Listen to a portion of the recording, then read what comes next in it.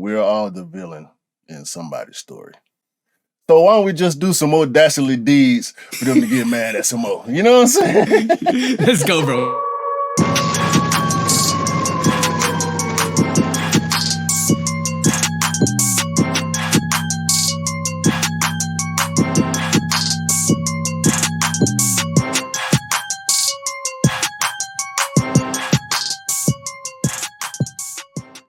Hey, what is up, guys? Welcome back to the Shootout Podcast, episode 107. It's a special one today. Why is it so special today, bro? Why is it so special today?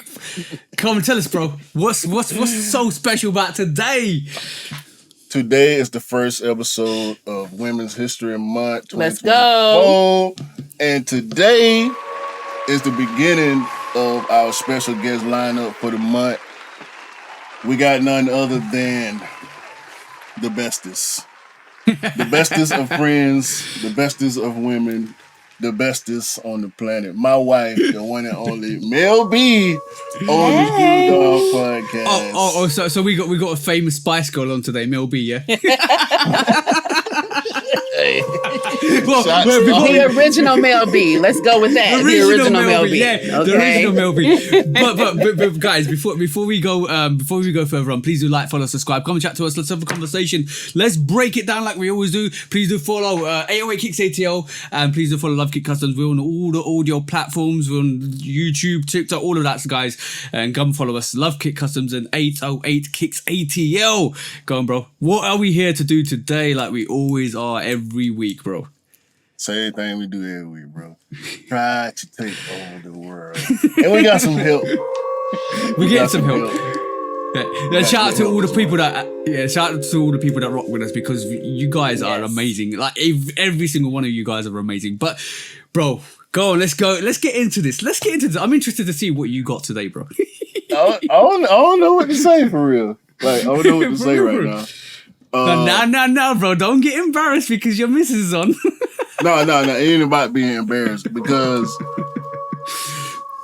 you know just like I know, being a sneakerhead ain't always conducive to your relationship. You know what I'm saying? Yes. But then yes. you the rare cases. Well, I can't even really say it's rare cases when your partner understands your sneaker addiction. Yeah, you know what?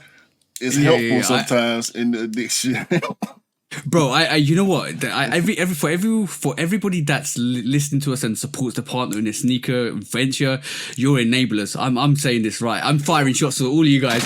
You're all enablers. You're allowing us to be ruthless and reckless with this stuff. Because like the amount of pairs that we got, we shouldn't have. Because if you guys weren't enablers, and thank you guys for being enablers, because otherwise we wouldn't be able to do this. But if you guys I was about to say, where's the appreciation now? We can't just be taking shots without appreciation. I had to take some shots, but if you guys would allow us to breathe and to live like our, it's almost like a fantasy, and I wouldn't even say fetish, it's a fantasy. Our fantasy of just picking up just exclusive pairs, beautiful pairs. Like we fall in love with the design aesthetics, the histrionics behind sneakers, and it's just amazing. And then you allow us to kind of just deep dive, like it's like the Wizard of Oz, or what do you call it? Going down the rabbit hole. It is literally going down the rabbit hole. Alice in Wonderland. Yeah, Q in Sneakerland, bro. You in Sneakerland too? Yeah, true. No, like, so overall, when you think about sneakerism, we got another term that we use loosely for it. We ain't gonna say it yet. We're gonna wait. We're gonna wait till later to part. Not yet. Not yet. What's your overview on the sneaker culture? So I'm a little different. Let me say this. I cannot say that I'm not. Well, let me say I do not claim to be a sneakerhead. Okay, cool. My husband taught me well. How many pairs do you have? See, so have and wear are two different things for me. No. How many sneakers do you have in your wearism? In my wearism, just 3. Okay, but how many sneakers do you have just sitting there? That's not a fair question. That is a fair question. That is a fair question. How is that not a fair question? That's not a fair question because we're going to define the reasoning behind something. So how many sneakers do you have? I think, I'm not for sure, but I think somewhere between 30 and maybe 40, maybe. Yo, you're a sneakerhead. You're definitely a sneakerhead. You So can't here's tell the me. thing. Here's the thing. You can say that, but what happens when someone just wants you to have a pair because they have a pair? What happens when someone just wants you to have the shoe? It's not like I'm actively seeking them. You know what? This is casual stray shots because if my missus was here, she'll be saying the same thing. I got her the Khaled 5s because I had the Khaled 5s. I got her the Jordan 4 Singles Day because I had the Singles Day. She likes it and she wear it. I buy sneakers for her because I've got them because she likes them, and I was like, I have to get you them as well. And it's like she grew her love for sneakers because of me as well, because like I was picking up pairs. If she likes a sneaker, she shows me and I'll try and get it for her, but she doesn't have 30 pairs, so like she has probably around I would say up to 10 pairs. So technically you're more of a casual sneakerhead than my missus. No. You done told me about more than 10 pairs that you done got for her, or that she maybe more. Maybe, but mine may be less because, and I'm telling on myself here, mine may be less because I'll double and triple up on some of my shoes. That's same. No. Double, triple, all the. He said pairs. Yeah. So we're talking total number. You know what I mean? So I don't your like percentage 30 of shoes. Bruh. It's time. No, it's time. We're doing this. How many panels you got? Oh, bro, that question was coming. Bro. I have 3 in all. I believe it's 3. Can I ask one question? Yes. What is the fascination with the black and white colorway on a sneaker? You know what? I just realized this on Friday, actually. It's the simplicity for me. If I'm running out, just for errands or things like that, or just like trying to be comfortable, they go with everything. And it's easy for me to just put on black and white or just all black. And I'm cool. Now, to be fair, all black everything is, just what we rock over. We dress like London, bro. But I told you, we dress like London, bro. I told her this. That's what I like. When we was watching Champion, bro, like so often me and her both just end up in all black. And it's not on purpose. It's just easy. Nah. Because we got so much black. To be honest, colors are really hard to color match. Like that's the reason why people stay away from. Like if you if you have the biohacks, there's so many colors for it. Right. Sometimes it's just overwhelming to see what you can pick with that fit to actually match it. But sometimes you just wanna you can wear a biohack, or you can wear a really colorful sneaker and just say, you know what, I'm gonna say neutral. I'm gonna say all black and then color, and all trying to color match it. But when you try to color match it, you kind of expand your wardrobe, and all of a sudden you're buying pieces left. I seen your wardrobe, and you see mine as well, right? Because it's crazy, like loads of colors there. But simplicity is sometimes the best key to like success in terms of like what you want to wear. Hold on now. Go on. So we got 3 pair of pandas. So we also got not Georgetowns. We couldn't get the Georgetowns. But did we get the Georgetowns? The blue and gray, navy and gray? I don't remember. We might have the Georgetown lows. We definitely got. You are definitely a sneakerhead. We definitely got cool gray lows. Hold on, we definitely got cool gray lows. Yeah, because I gotta have some gray in my wardrobe. Now great. I ain't even gonna put you all the way on the spot. Because there were more sneakers, but there are less sneakers now. but we ain't gonna get into that. But she got a. We both got cool grade 11s. We ain't DS still. You know what I mean? Like, so she got certain pairs, of course. Gray. Yeah. Gray Oh, is the see, colour. those are nice. Those are Gray nice. is the So when colour. I see, Them came out like before I was really into it as much. when I see shoes I like, that's when I'm like, oh, okay, cool. But it still goes back to someone hearing that, I passed on those though. and he'll But go yeah. and get a shoe for me versus Yeah. like I'm actively seeking them. It's not me. I actively seek 2 to 3 pair of shoes.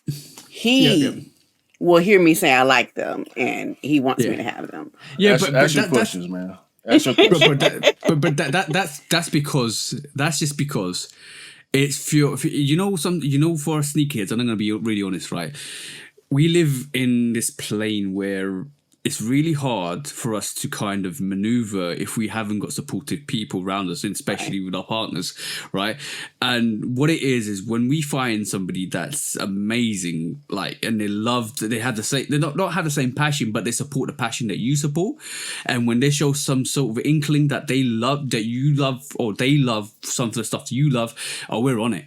We're on it. All right, you want that? Yeah, take it. You want that? You know, you like my passion? Yeah, you support my passion? Yeah, you take that as well. Like you take that sneaker because it just makes us excited to know that you like what we like, and that's why we end up getting you stuff.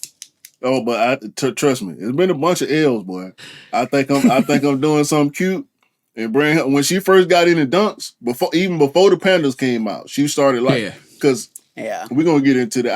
I do want to get her to get into her history because in the recent talks we've been having, they just been great. I had to tell her to stop because we was partying before the pod. You know what I'm saying? We'll get into sometimes that. I bring home dunks, bro. Just random dunks, bro. And this hot dunks, you know what I mean? Before the Pando, before the dunk went through the roof and fell back through the basement. Where is that now? But they can stay there so I can get them all.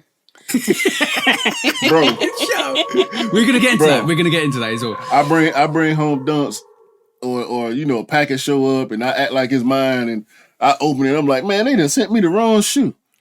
Yeah, and I show it to her, and she like, yeah, they sure did send you the wrong shoe. That's ugly. Like, okay. Send it back. That's the question I was going to ask. Nike store tomorrow. Yeah, exactly. But by the way, like, it's really interesting to see. Like, there was a whole hysteria about grey sneakers not being the thing because basically it was not grey sneakers. Grey color was like, oh yeah, grey is bland, blah blah. But when you really reflect it and when you really look at it, look at all the amazing grey sneakers out. Cool grey 11s, cool grey 4s, cool grey 3s. Look, they are nines. Yeah, all the cool greys. Air Force you know Ones, what? Dunks. Yeah. One New thing. All the gray New Balance. Yeah. All the gray New Balance. You can't really be mad at none of them. Even if you don't like them, you can't be mad at them on feet because they look like a shoe's supposed to look. And you know what?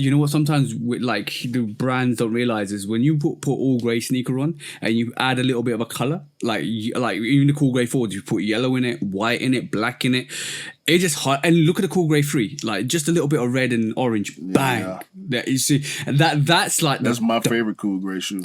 Yeah, exactly. That's like that. That's like the palette. It's like almost a canvas, grey canvas, and just throw color, and it's just amazing. It just highlights the color well. This is why I think a lot of people love grey sneakers, and this is why I love grey sneakers as well because it's just so good. Yeah. So that goes to like the simplicity for me and one of my favorite shoes, which is the blazer, because the blazers I like have like the toe is the hint of gray in it. Yeah, the suede. Yeah. So for me, so what's 3 or 4 sneakers do you actually really like think suit you as a person? It's the blazers, it's the pandas, and it's my all black dunks. Those are my 3 go-tos that are always in rotation for me. And the blazers are my everyday, pretty much like if I'm putting on jeans, because you can match them with everything. If you want to add color, or even if you don't, they go with everything. Cam will love you because Cam loves blazers. Cam loves blazers as well. But like in terms of silhouettes, what kind of, like, especially because, what size are you, sorry? I am. So what? I'm a kid, 6.5. Yeah, US Oh. 6.5. Yeah. Okay. The- So the- that's So like a five. woman's the magical. 8. Yeah. Yeah, women's 8. That's the magical size, bro. The last Yeah. grade school size. That's normally the hardest grade school size to get is 6.5. That's like in the US. I feel like that's like an average women's size. You know what I'm saying? Yeah. That's like a men's it's- 9. You know? Yeah, what I'm it's the saying? same. It's the same. I think my missus is like 6, so it's kind of it translates the Yeah. same. I can pretty do much. some 6s depending on the shoe. So like we talk about like in terms of us, we talk about Jordan 4s, Jordan 5s, Jordan 3s, all like I would say big size sneakers. Even like 6s and 7s are more like big feet sneakers, so they look really I think it's nice. the 7s Yeah, for me. I think So- it's the 7s. Those are so comfortable. The Flint 7. and Oh my God. I love those. I've Bruh. got those as well. 2 pairs. If you guys didn't see, Q is putting his missus on the spot today. What do you think in terms of silhouettes? What silhouette do you feel doesn't like suit small feet gang? What are the cool grays? 11. The 11s. What? I feel like they're too bulky. So you see the look on his face. Wow. And that's the one shoe that I know for sure that we definitely have in common. I'm going to wear it. We're going to wear it together. But when I see them, for me, they just look bulky. And because I do have a little foot, I don't want to feel like I have a boot on. Okay. My girlfriend's sister, she's got cool grey 11s and they suit her really well. I think 11s, small feet gang 11s are dope. Like they fit really well. See, bro, to I me, feel like they look like boots. Like You know what it is? 11s make your foot look small to me. That's why I like you know what 11 so much. It's the perspectives. Trust me, it's the perspectives. Have you ever Yeah. looked at a sneaker downwards and you're like, Yeah, the toe down. toe down. When you look toe down and when you We look was just side talking on, about twos. different. Yeah, How twos look Yeah. fat and 10s look fat on the toe down. That's down. why a lot of But people don't like them. Yeah, so like I would have thought you would have said a Jordan 5 because the Jordan 5 is for me and Q is one of the best sneakers ever, right? But a Jordan 5 feels chunky, not chunky massive, but bigger. And like when you start to reduce the proportions down to a small size, it feel. And this is why when the Khalids came around for my missus, she wore the Khalids and they felt like she thought they looked chunky toe down, and I was like no, and I took a side picture and it was nice, clean, sleek, nice. But when because of the fat toe that the Jordan 5 has, it looked really chunky for her. So I would have thought you would have said a Jordan 5, but that's surprising. A Jordan 11. Yeah.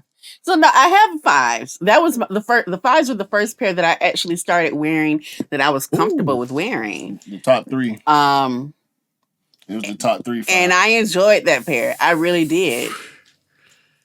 But no, it's the 11s.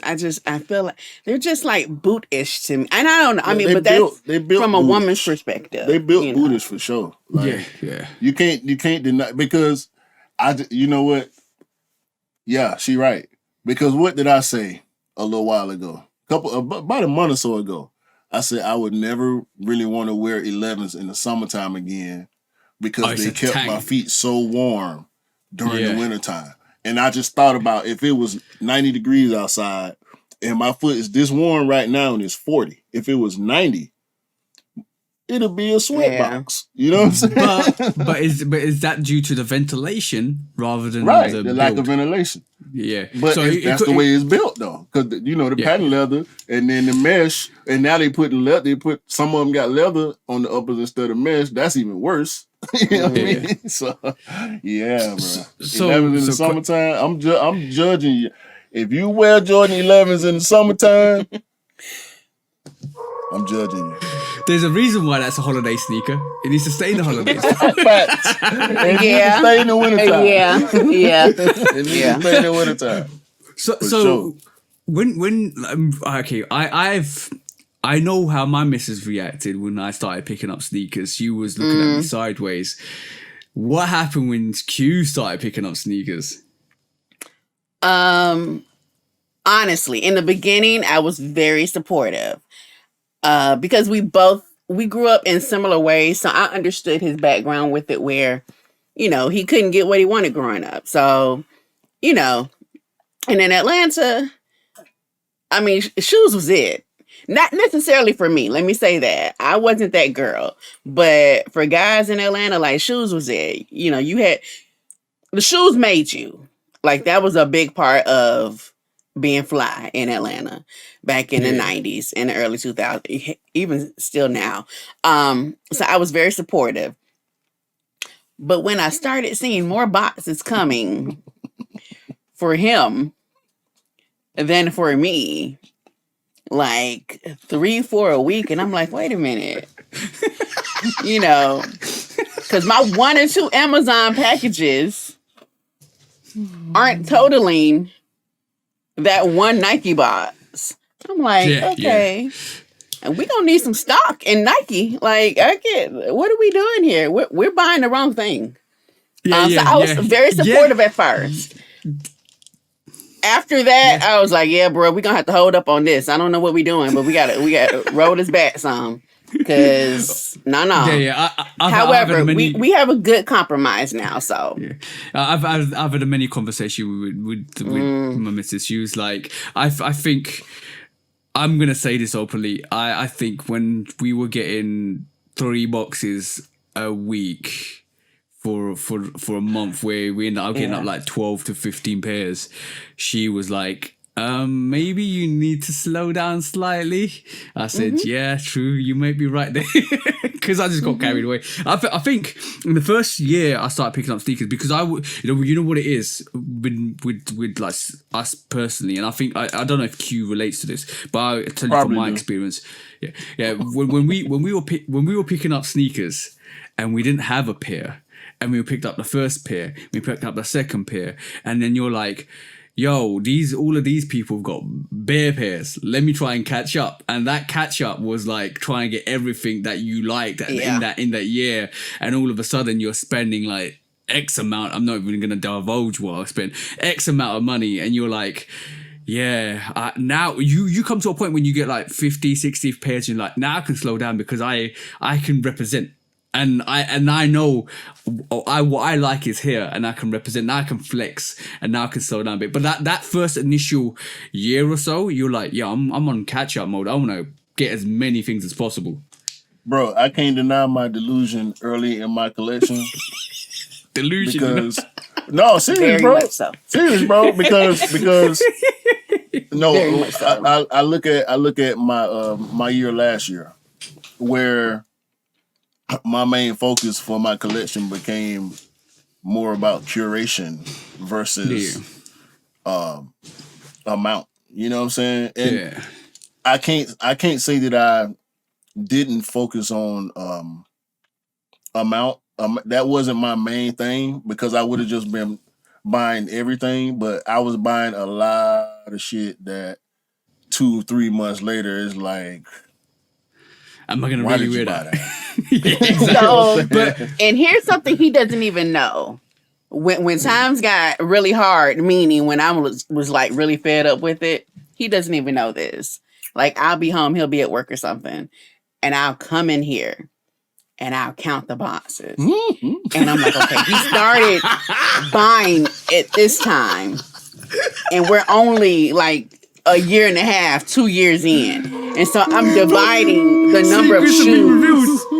I'm like, wait a minute now. Yo, your missus was like, that could have been a Birkin bag. That could have been a Balenciaga bag. That could have been... No, and I don't even want any of those. No.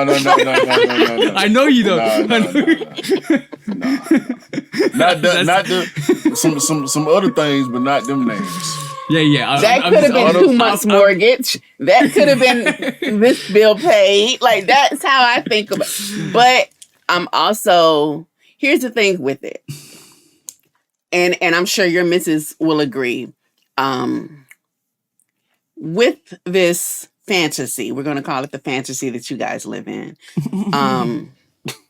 One, you share it with us. Now, whether we want to share it with you, we're just kind of involved. We'll drag you along. Drag us along. But it's kind of like, I mean, you guys get to, I love that it's still him being a kid at heart. I love that it's him getting to have the things that he did not get to have growing up. You know, life isn't always easy for our parents. So when you can grow up and you can acquire your own things that you work hard for, and that's always our thing, like work hard, play hard. That's the thing. As long as house is paid for, we good.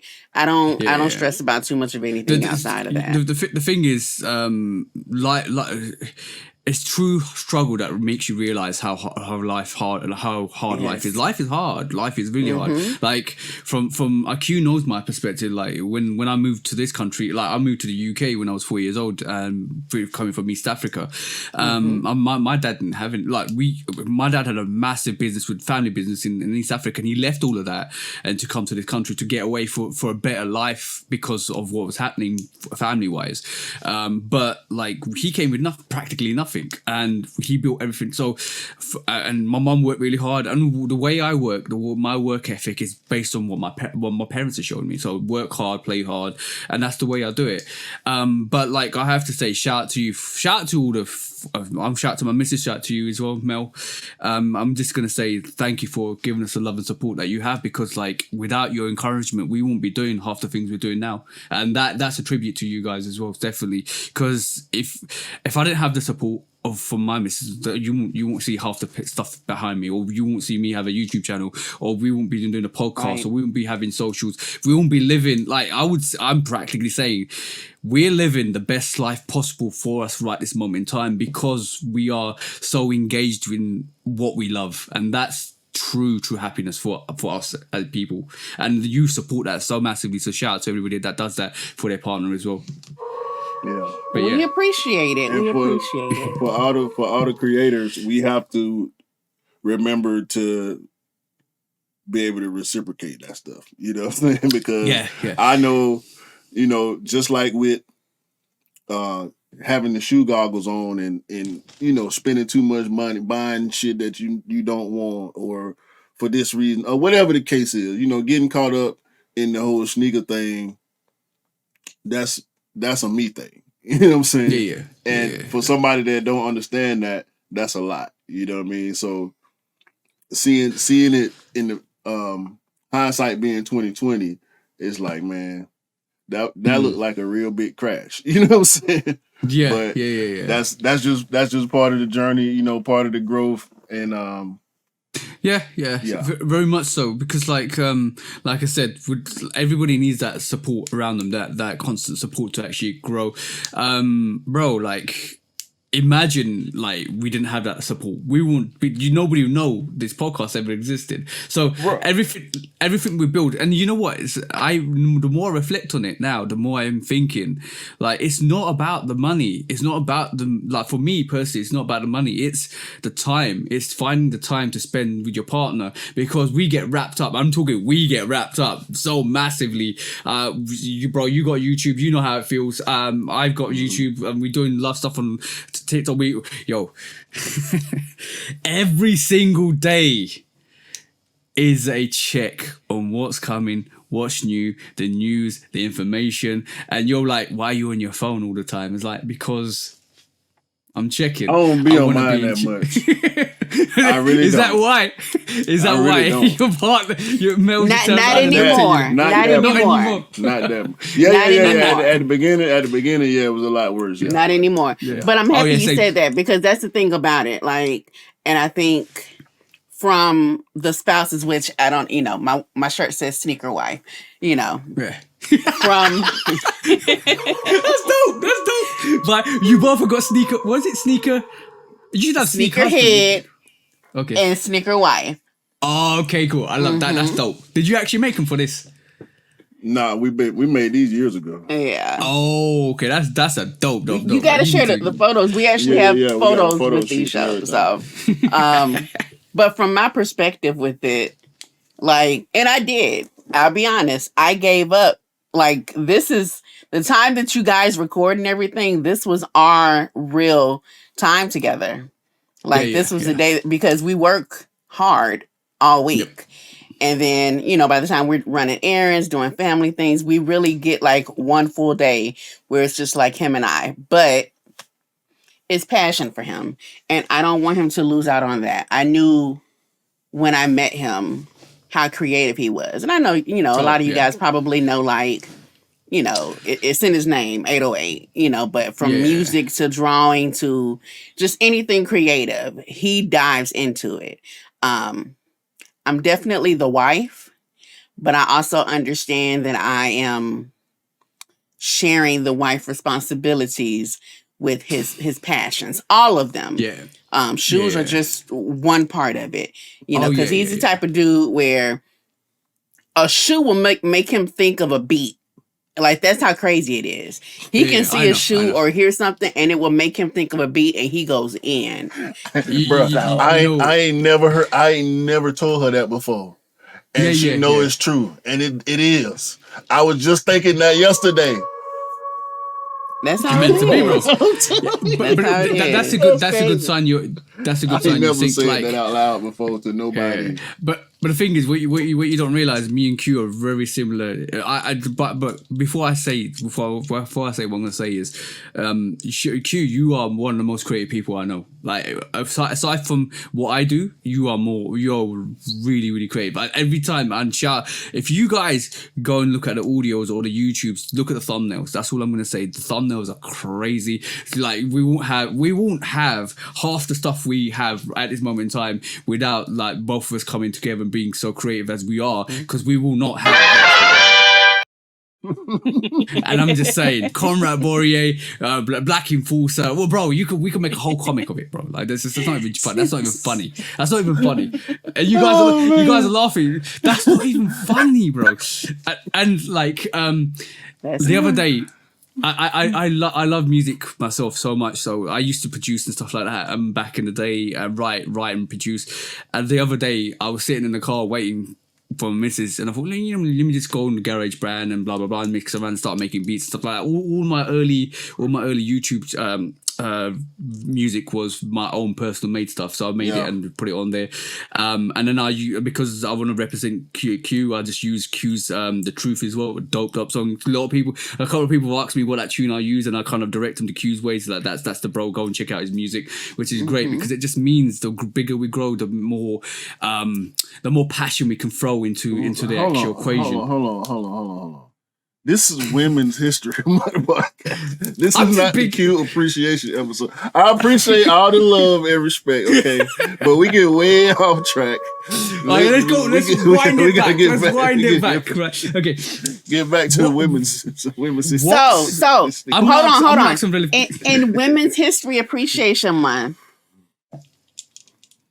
someone told me, or maybe I heard, or maybe I saw, or maybe all of the above, you know, that Megan Thee Stallion was really appreciated a couple weeks ago. With an Air Max 97, Jay.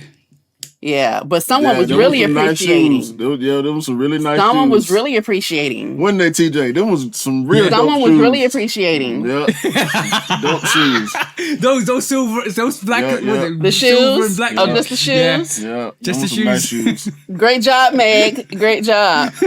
My husband really appreciates those shoes.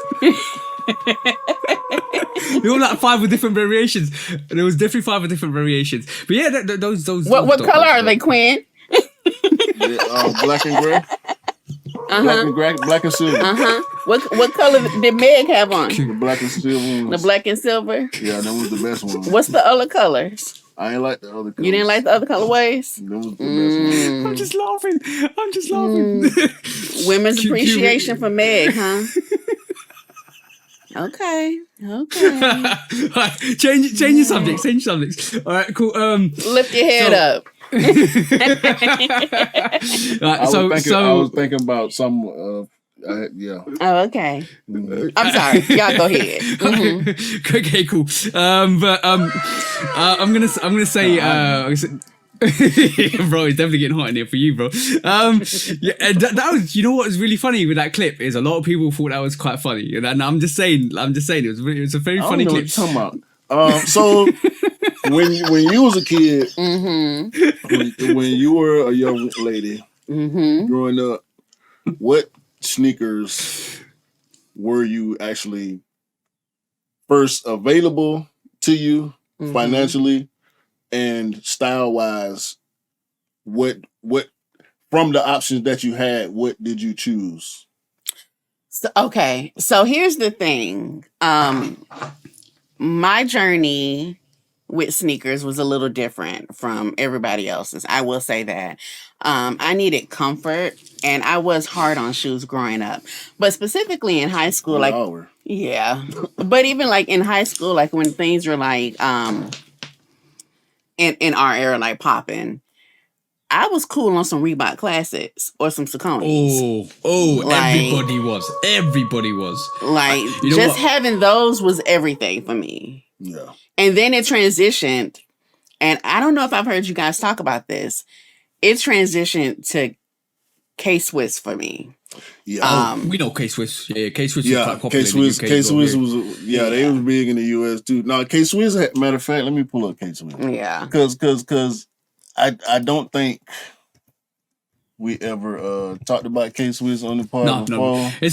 And this is no, but just to say, this is the first time we mentioned K Swiss, and K Swiss was huge in the UK. Yeah. When it first came out. It kind of started a little revolution, to be honest. Yeah, let's see. See, they got. See, those are like new. Like the classic K Swiss. Yeah, I know they gotta have a classic section on here somewhere. Cause Classic VIN maybe. But did you what? So there's a running joke between me and There Q. we go. Yeah. there we go.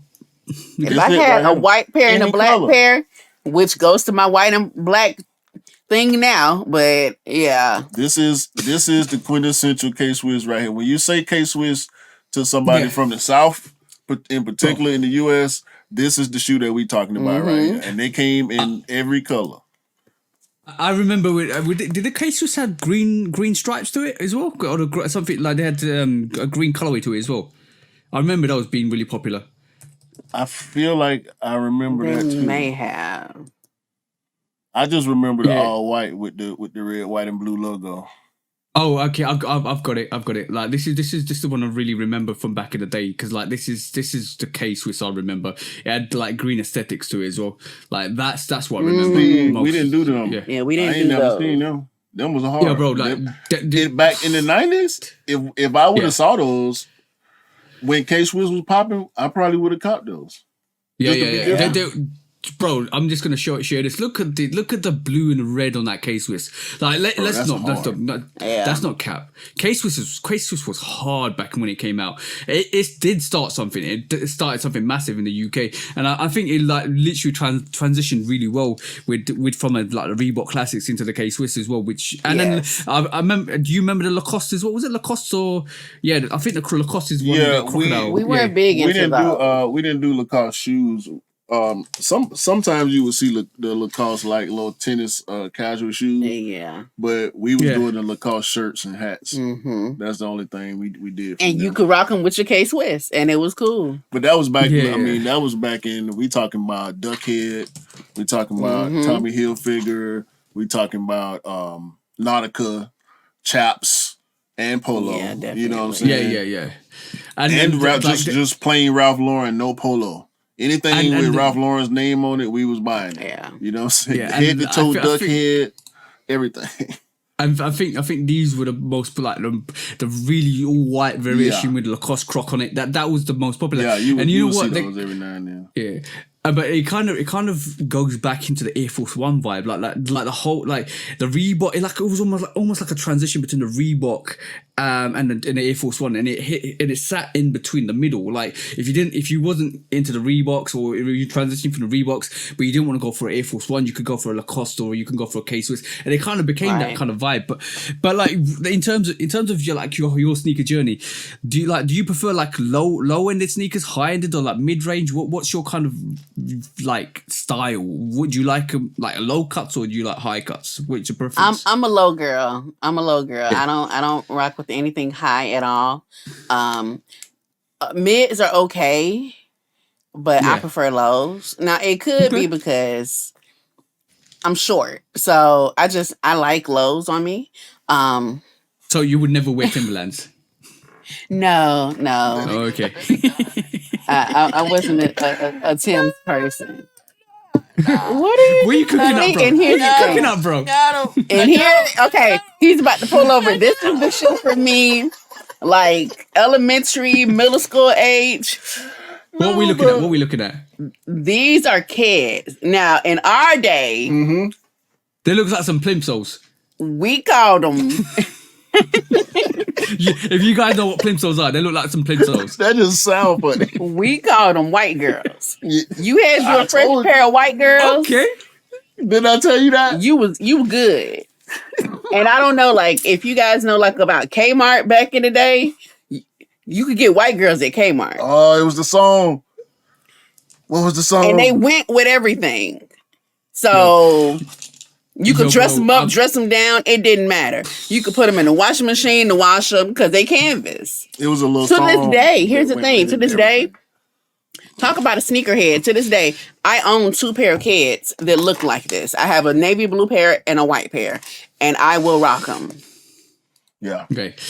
I'm gonna pull up something Gun similar. bottom? Yes. Gun bottoms, boy. You don't know nothing about Yeah, them. yeah. Tell me the difference between the kids and this. That's a little different. Yeah, that's a no. That's a slip in though. Yeah. That's a shoe I that my can mama understand. would have wore. They do look like plimsolls. So like you some know Hindu what? ones. Yes. Yeah, you know what? I'm just definitely gonna say, like, for my missus, it was a massive reality check when I was picking up like loads of pairs a month, and she just, one of her most famous comments was, I only bought one pair of shoes from Shoes On when I was younger and wore them for 2 to 3 years because basically we couldn't afford to kind of buy sneakers, and that's a proper struggle.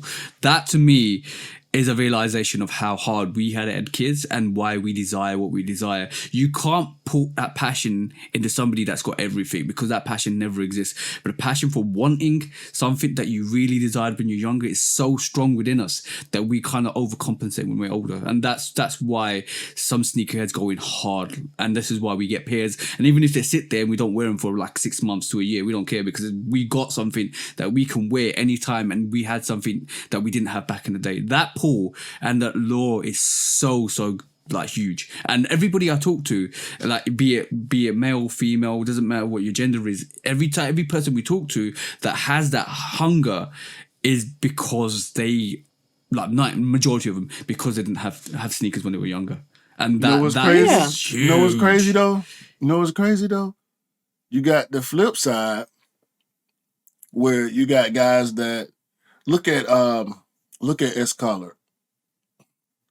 Collard been collecting since the early 90s. Yeah. The Chicago 2 is his favorite sneaker, right? Collard is 50, 51, something like that, 52. The man bought 9 pairs of the shoe when it came out last year. For himself. 8 pairs. Nostalgia. 8 pairs. And you know what? The flip side of it is nostalgia. When you got something when you're younger and you love it so much and you grew with it, and you grew with it so much that every time it comes out, bang. He still got the pairs, all his pairs from when he was a kid, bro. Bro, every time the new one come out, that's what he do. When the new one come out, he pull up the original and do the comparisons. And by the way, AJ in Chicago did the same thing when the Chicago one Lost and Found came out. He picked up 5 or 6 pairs, bro. 5 or 6 pairs. Same thing. And he had the originals. You know what I'm saying? Yep. And it just for some reason, bro, you just gotta keep getting them. Bro, let's just say this properly. He had the original 1985s. He's got 3 1985s. He's got the original releases from 1985, and he still bought 5 or 6 pairs of the Lost and Found. Yeah. That passion is unmatched, bro. Yeah. That passion is unmatched. Shout out to the bro AJ in Chicago. But yes, crazy. I want to ask you one question, Mel. Well, I ain't buying that, man. Well, I'm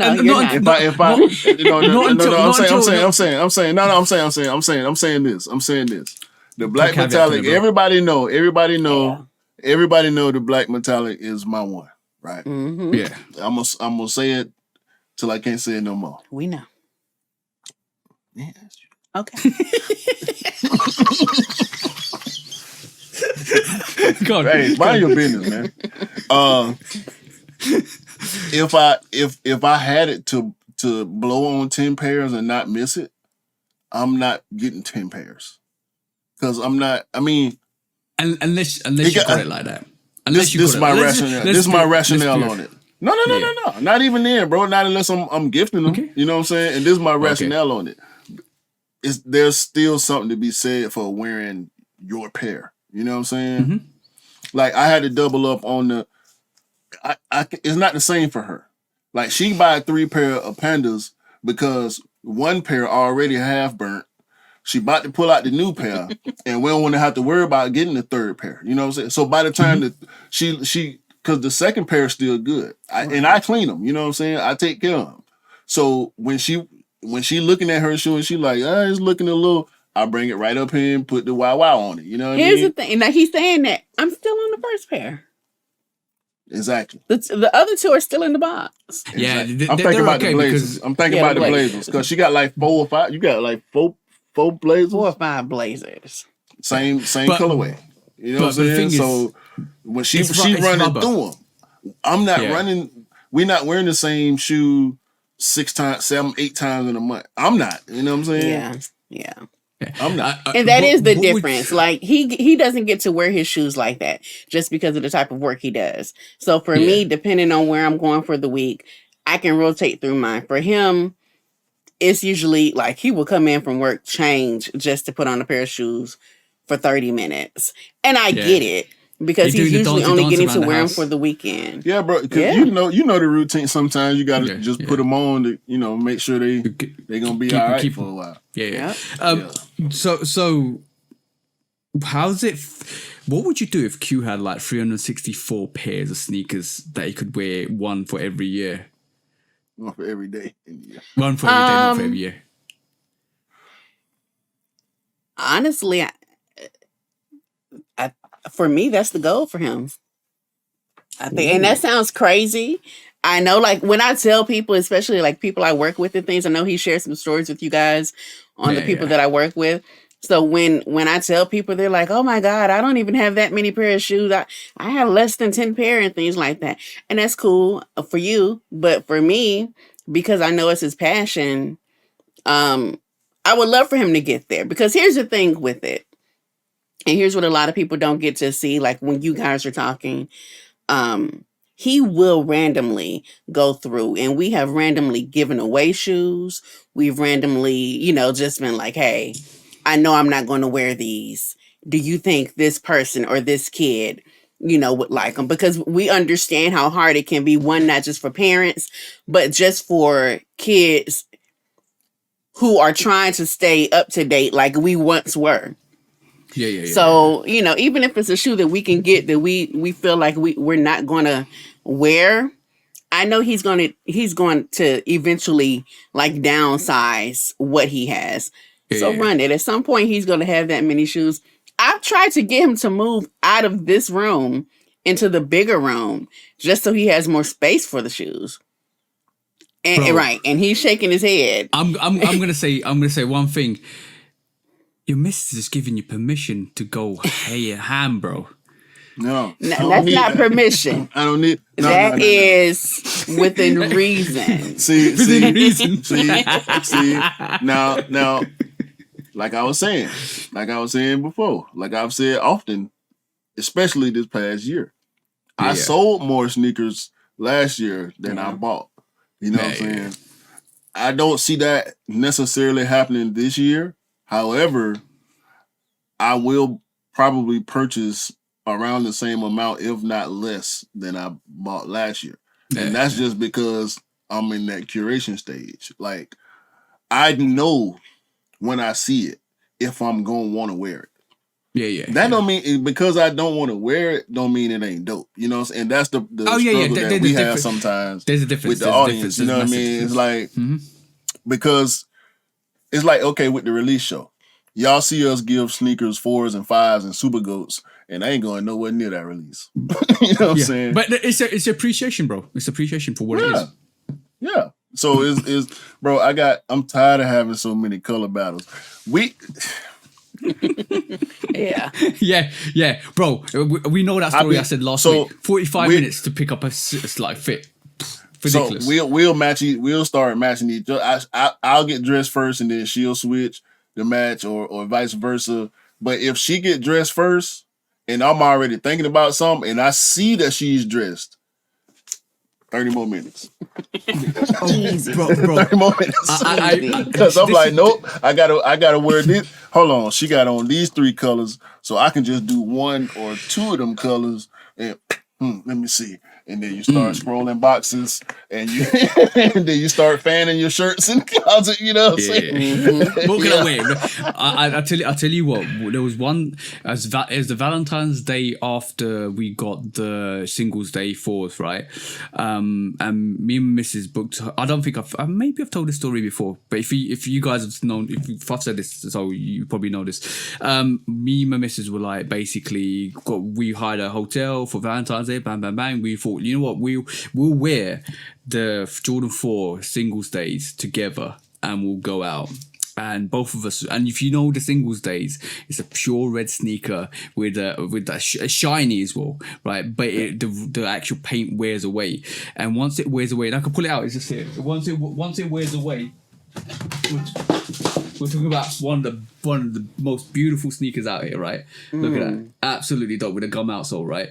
When it wears away, and you can kind of see a pattern underneath it. So imagine 2 people rocking these, walking down matchy, right? First of all, we were walking to the train station, right? And that's a dope sneaker. We were walking to the train station. And we got comments from a group of guys. Oh, love your sneakers, blah blah blah. We hit the mall, and remember it's Valentine's Day. We hit the mall, walking around, shopping or just go and get something to eat. And you have the middle aisles where like literally you walk past and they like you got perfumes and stuff like that. All I heard was, "Oh my god, you guys look so beautiful." Yeah, yo, bro. Oh, matchy. Yo, me, my missus just red face walking past. Thank you. that's nice. That's a nice feeling. But never again we're going out matchy, bro. That's all I'm saying. No, you got to. What you mean? You got to. You ain't got to do it. See, match each other's fly. You got. Yeah. Sometimes you get offset, bro. Like it's just I don't know. I guess it's a way of thinking thing. But yeah, sometimes that matchy, it ain't for every time. But when you see it, I never hate, bro. I never hate when I see when I'm by myself or when I'm with my fellas or whatever, and I see a dude and his chick and they matchy. I'm like, look at them face ass. They so cute. but it's appreciation. It's not the hate. I don't think we got hate. It's just a real appreciation. But people are like, oh damn, they look nice. It was good. Yeah. It was nice. It was nice because it was appreciation, but from other people saying, oh, you look really nice together and blah blah blah. It was good. But question I have for Mel, and there's 2 questions, or 2 or 3 questions. What's one sneaker that Q brought home and you looked at him like, why? It's a few. Just what you could divulge. You could say one. You could say many. I'm just intrigued because like my every time I show my missus a pair, she's like, why? But then there'll be a pair that she's like, oh, you need to get this. There's got to be one though that just every time I wear it. But I don't want to be seen with you with those on. So there has to be. There are many. But I'm going to go with the most recent one, and he doesn't even know this. I don't think he knows. I know what you're going to say. But every time I look at it, I'm just like, why? I think I know what she's going to say. It's the Zion Williams shoe. The voodoo. No. Why? No, that's dope. You know what? It's the design aesthetics. It's the way it's built. It's a material. So you won't understand this unless you kind of see, like, you know. That sneaker is an appreciation for a nostalgia.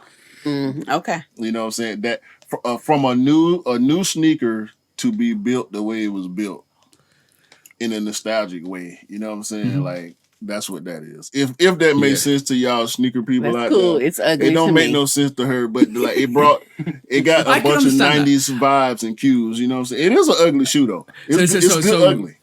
And this It's is good what I ugly. try. It's like the this is what I biohack. tried. Yeah. This is good I what I didn't tried like to that do. either. I ain't got the biohack though. But She this didn't is like why the crafts. She didn't like the handcrafted ones either. They gone. Yeah. I tried. You know what? When I come to this situation, I try to explain to my missus why I like that sneaker. I'm like, I'm sorry. Well, the voodoo gone. The Bordeaux ain't Bordeaux either. What the Burgundy fives or what's the what? No. The ones. The ones. Oh.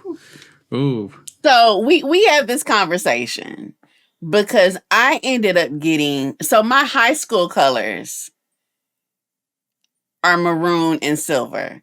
And so I saw these shoes and I think they were some Dunks. And they were mids and I got them. I was excited about those shoes. And then they came and they had Bordeaux. No, they're the ones. Were they Bordeaux ones? ones, yeah. Okay, well, they were ones. With the silver swoosh. Yeah. They were not the colors. Oh. I was excited about those shoes just because they were going to be my alma mater high school colors. What color is it? That's like a purple. All right, cool. There might be a different. There's three colors in that range. There's maroon, burgundy, and Bordeaux. They're all very in different color textures. Possibly. Guess what? She bought me the PSG 4s. She knows exactly what Bordeaux is. Okay, yeah. It doesn't look the same on the shoes I have. Take that. Take that with Nike. versus Take that what with he Nike. has. Take that with Nike. Nike, No, I know. your colors need to be consistent. Let's talk about that.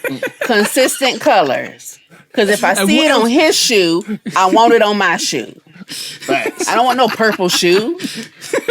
Listen to the woman when she's telling the truth. Talking the truth. I love it when you do that. I love it. I might need to get that as a soundbite. Listen to that person when they're telling the truth. All I'm gonna say is, every time that comes into a situation, I always tell my missus why I love that sneaker. I have to explain myself because I want her to not force her to understand. I want her to understand why. Because like when you look at I'm gonna tell you the Voodoo Zion is based in New Orleans. We know about the Black Magic. We know about all the things. The fact that right, this is special. If you look at that sneaker, you probably think it's really ugly, right? Like in terms of the colors, the patterns, and the materials. But when you break it down and you go into the depths of it, like the fact that they got a voodoo doll and literally went, here's a sneaker. There you go. And that's what it is. It literally is like a voodoo doll on a sneaker. Every the stitching, the overlay. Suede, exactly. The materials. All that. And that's why it's the buttons on the eyes, on the button on the eye. head. So when you kind of deep dive and look into the transition, and this is why like I think you're more of a casual sneaker than what we are. We're like down the rabbit hole and gone. We're disappeared. We had a tea She's not party. a sneakerhead, bro. I'm talking. I would say technically on a technicality, you made her a sneakerhead. No. She got a collection. That's it. I never claimed to be a sneakerhead, but I do claim that shoe was an ugly shoe. That's what I claim. I'm gonna say what it is you are. Your sneaker collection is like the extension to a house. It's part of the house, but wasn't part of the house. It's an extension. It's like the garden extension. See what I'm saying? That's what your collection is. It was cues the house, and you're the little part of the extension that was built because it needed to be built. Yes. Now here's the thing. Look, I once again, I never claimed to be a sneakerhead. Here's the thing, as I'm watching, different reels and things, as I'm on YouTube, there are a lot of great women that are truly sneakerheads. Oh, and yeah. I have a great appreciation for them. I'm not one of them. I like the shoes I like, and I like shoes that are comfortable that go with my fashion and how I like to dress. Now, I'm a sneaker girl. I love sneakers, but a sneakerhead versus a sneaker person, for me, those are two different things. Right. Stick your hand up. Right. Put your hand down if you got more than 10 beers. Stick your finger down if you got more than 10 beers. Go on. Put one finger down, man. Okay. Stick a finger down if you got a double up. Put one finger down. Stick your finger down if you got more than 2 silhouettes. Finger down, man. Stick your finger down, right, if you got a variety of colours in the same silhouette. Put your finger down, man. Stick your finger down if you think that what I just said makes you a sneakerhead. Stick your finger down. Stick your finger down. There you go. We just proved that you are a secret sneakerhead. I might be. No. No. I just wanted to do that. Because pseudo. And that's a good test. That's a good test. I tell you what. It's only once a year. Yeah. More than likely, once a year. I think it's only been once, where I get a text or I get showed something where I gotta get it because she wanted. You know what I'm saying? And that was the first time it was Pandas. Every time Pandas dropped, I was on that. You know, so we talked about that. But and y'all see, I went lying now. I ain't gonna come on here and lie on my way. Like the fact that when she locking in on a shoe that she like, that's what I know I need to get. You know what I'm saying? Everything else is just what I want her to like, and I'll show it to her. And if she say she don't like it, oh well, ain't gotta worry about that. You know what I'm saying? But by the way, guys, this ain't even scripted. That was off the head, because I can do I can do a thing where we could talk about stick your hand up and put your finger down if you're a sneakerhead wife. And I'm gonna say, like, the questions I could throw is stick your finger down if you're a sneakerhead wife. If you showed your partner a sneaker that he should buy because it looks amazing. My missus hand now go down.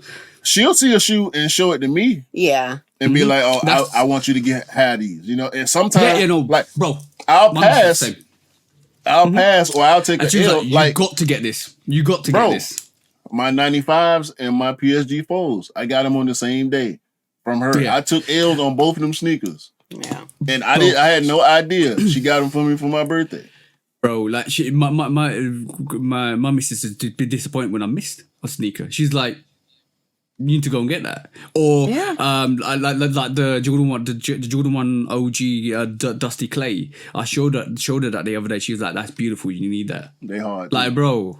Like, she's like, I can't emphasize the amount of support you guys give us, and this is what I called you enablers. This is what I called you enablers. We are enabled to have it. We are. All right, cool. The other question I had was, if you could sit with the brands at this moment in time, like, what would you say to, like, how would you ask them to influence the women's division and Small Feet Gang better? Because, like, over the years, I think there's been massive improvements, but, like, if you had, like, Nike, Adidas, Puma, Reebok, all of them sitting with you and you're in a board meeting, what would you say to them to try and make it better for women in sneakers?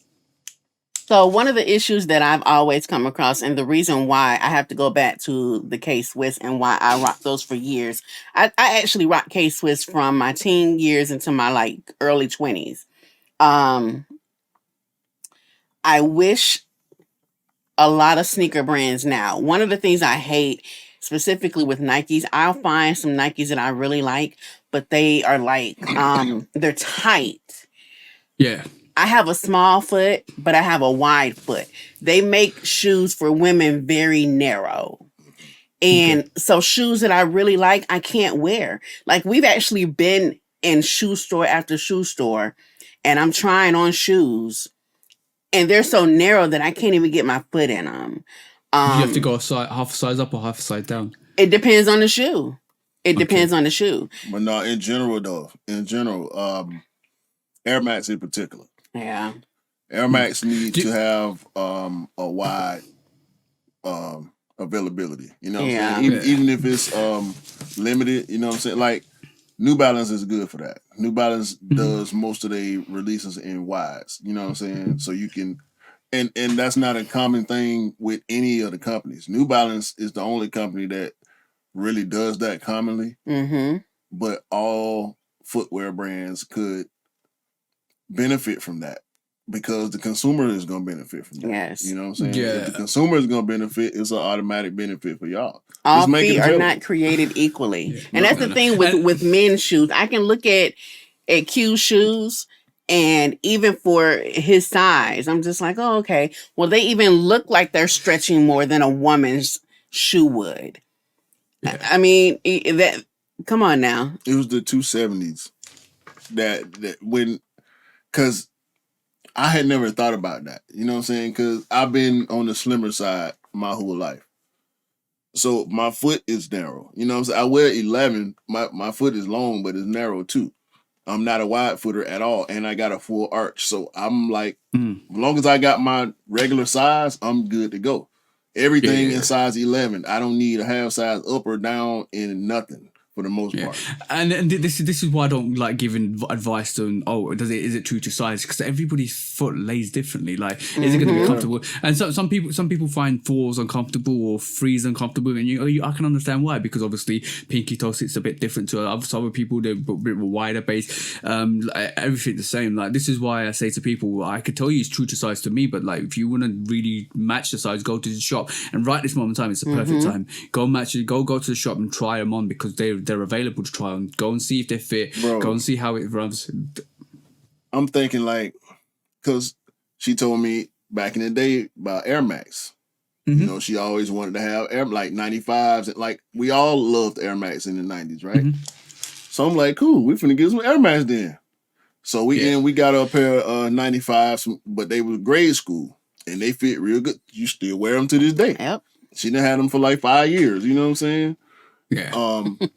Air Max 90s. She got a couple you got the one pair. Yeah. No, you got a couple pair now. Yeah, I have a couple pair now. But then we go to I don't even want to say the name. It don't matter. We went to City Gear. Not too far from the house. And we I think I went to pick up something.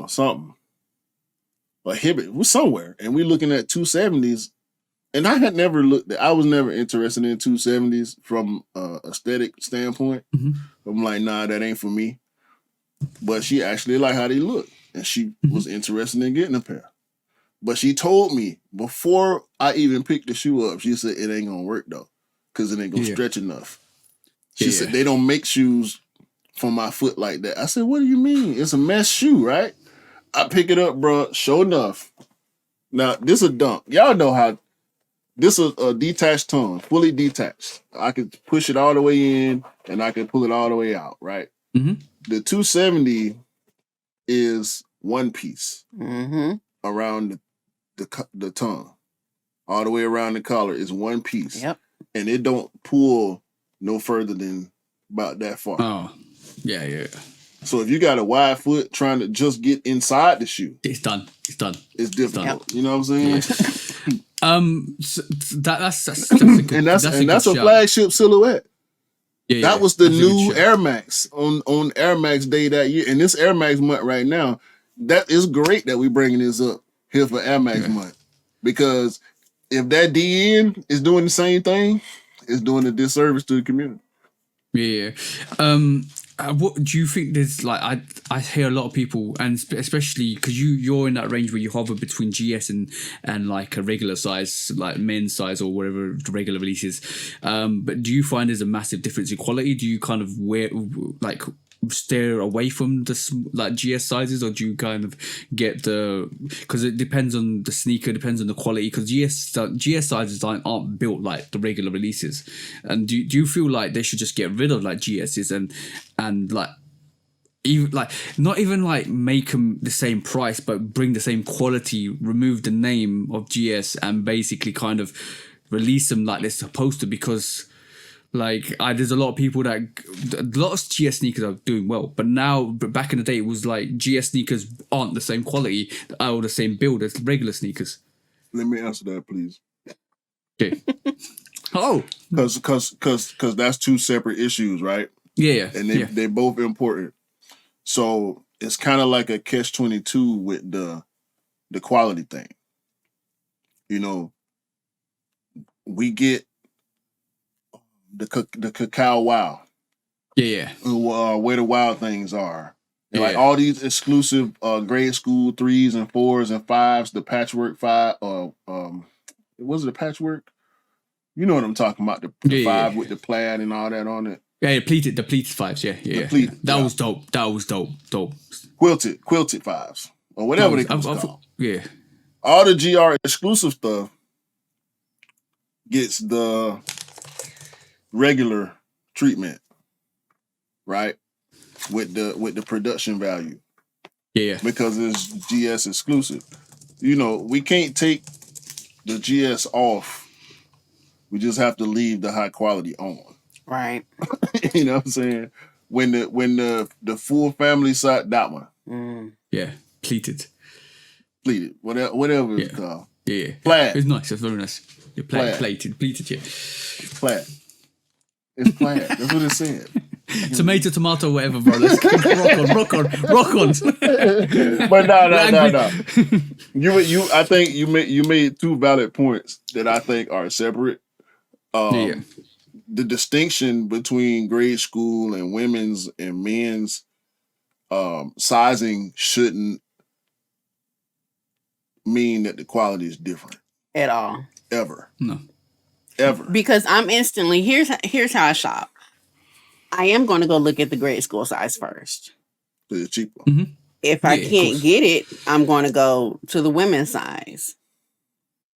If I can't get that, I'm going to instantly do my conversion to the man's size. Mm-hmm. If I want the shoe, I'm going to get it.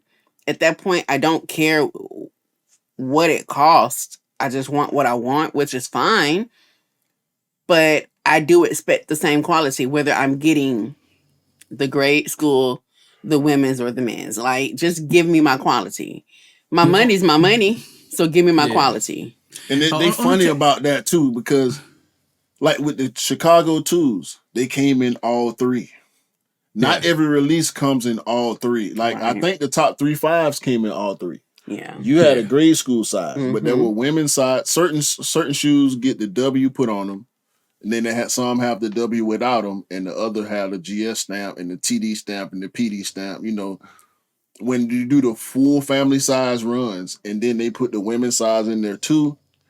That women's Chicago 2 is built different than that men's Chicago 2. If you get a women's 12.5, which is a men's 11, it will be different than the men's 11 that me and you have in our collections right now. Mm-hmm. It'll be more narrow, and it's going to it's going to fit different. Are the materials different? They shouldn't be. They better not be. Mm-hmm.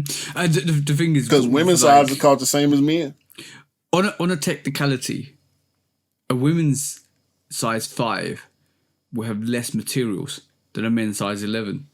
So should be the same materials though.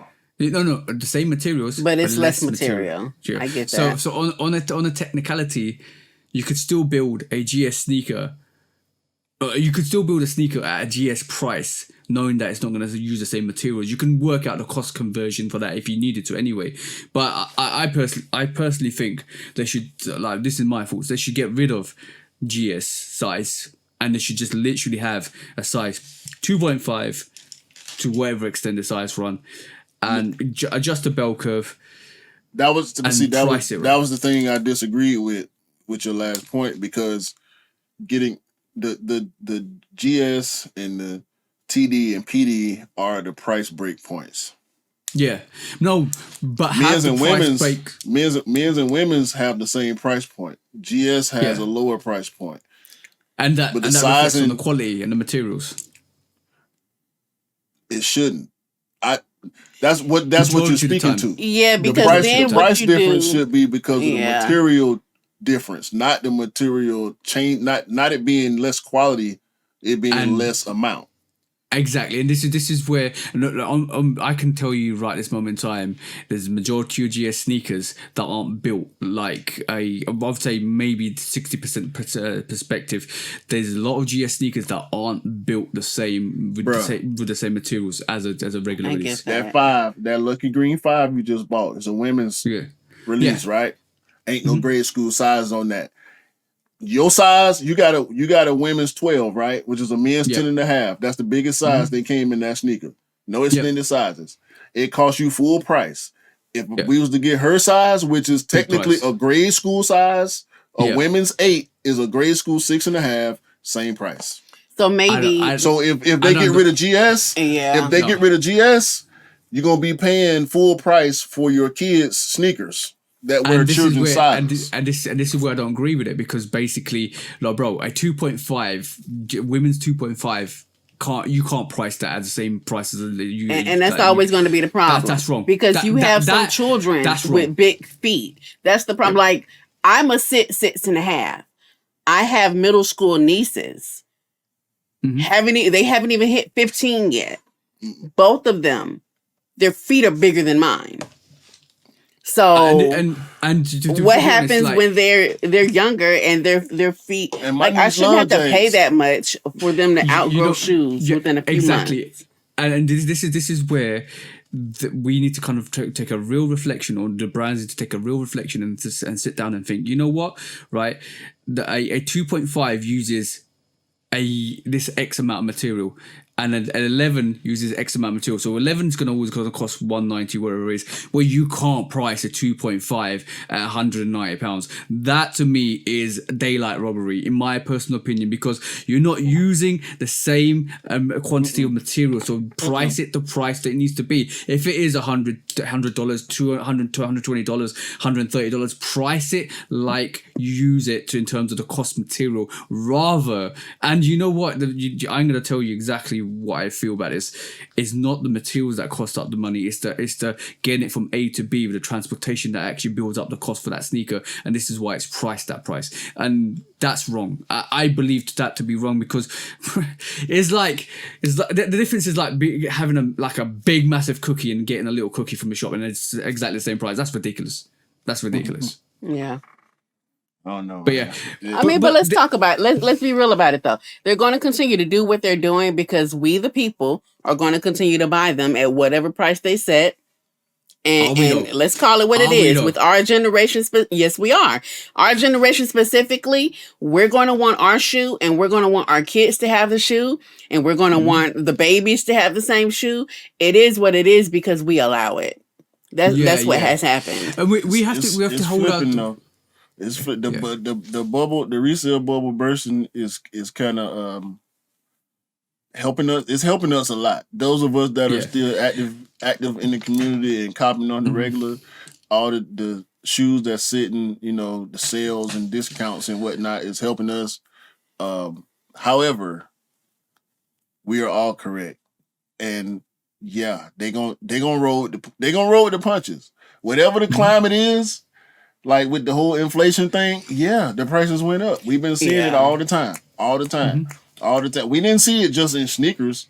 We talked about it with sneakers because we talk about sneakers, but we saw it in food.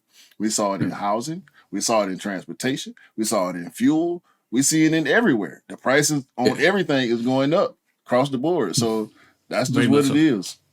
But as far as the quality control, man, we talk about quality control every day. Every time something big that everybody wants comes out, we end up talking about quality control one way or another. And I'm definitely gonna say one that needs to change. Definitely. Like the military blue 4s that are coming out, we're gonna have quality issues because there's a mass production on that as well. But going back to the original question, like that's one step. And I do believe that they're trying to address this because I do believe the quality of GS sneakers are getting better and better. And in some cases, the GS sneakers are way better than the men's sneakers in terms of the quality, which is good. But like, we just looked at the pleated Jordan 5 as well, which is another great example of GS exclusives. Do you want a whole new lane for GS women's exclusives that are just there for the small feet gang? That like, we've seen that more and more, but you want more of it. Like exclusive collaborations with, and Tiana Taylor is one of the forefront pushes for the Jordan 1 Zoom Comfort that we saw last year. So that was, and I saw that at the event and I looked at it as a dope sneaker.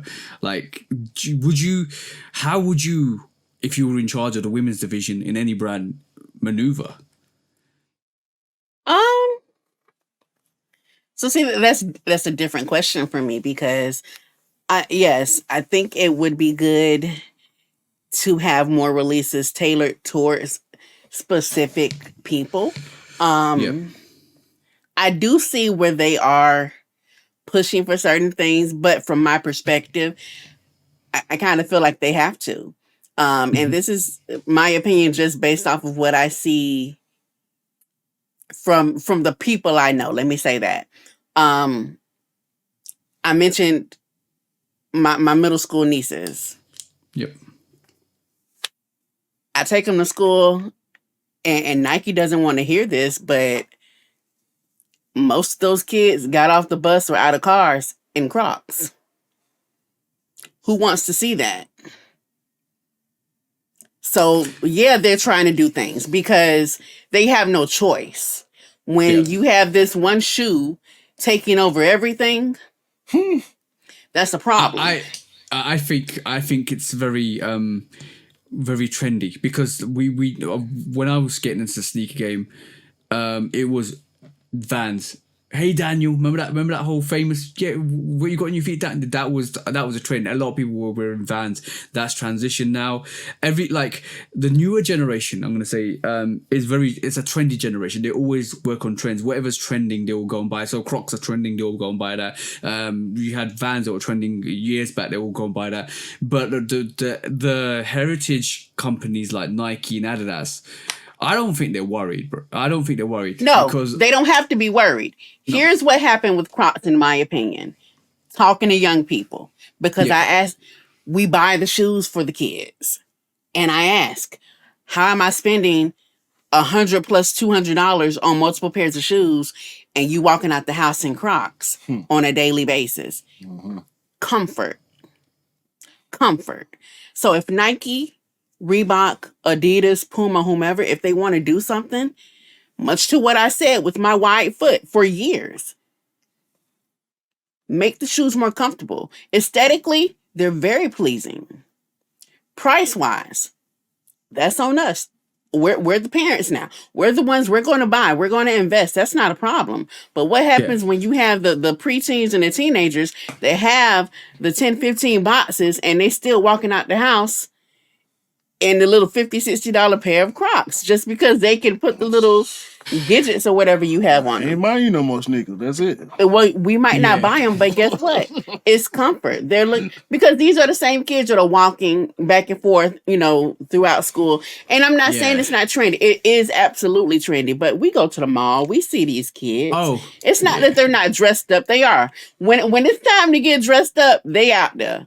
But as far as like a regular, everyday type of deal, they're looking for comfort. And here's the thing, and I don't know if you guys get it there, but here in Atlanta, still to this day, especially with the young ladies, they hit the beauty supply store for the slippers. The little bubble slippers and things like that. I remember those. I don't understand it, but it's about comfort.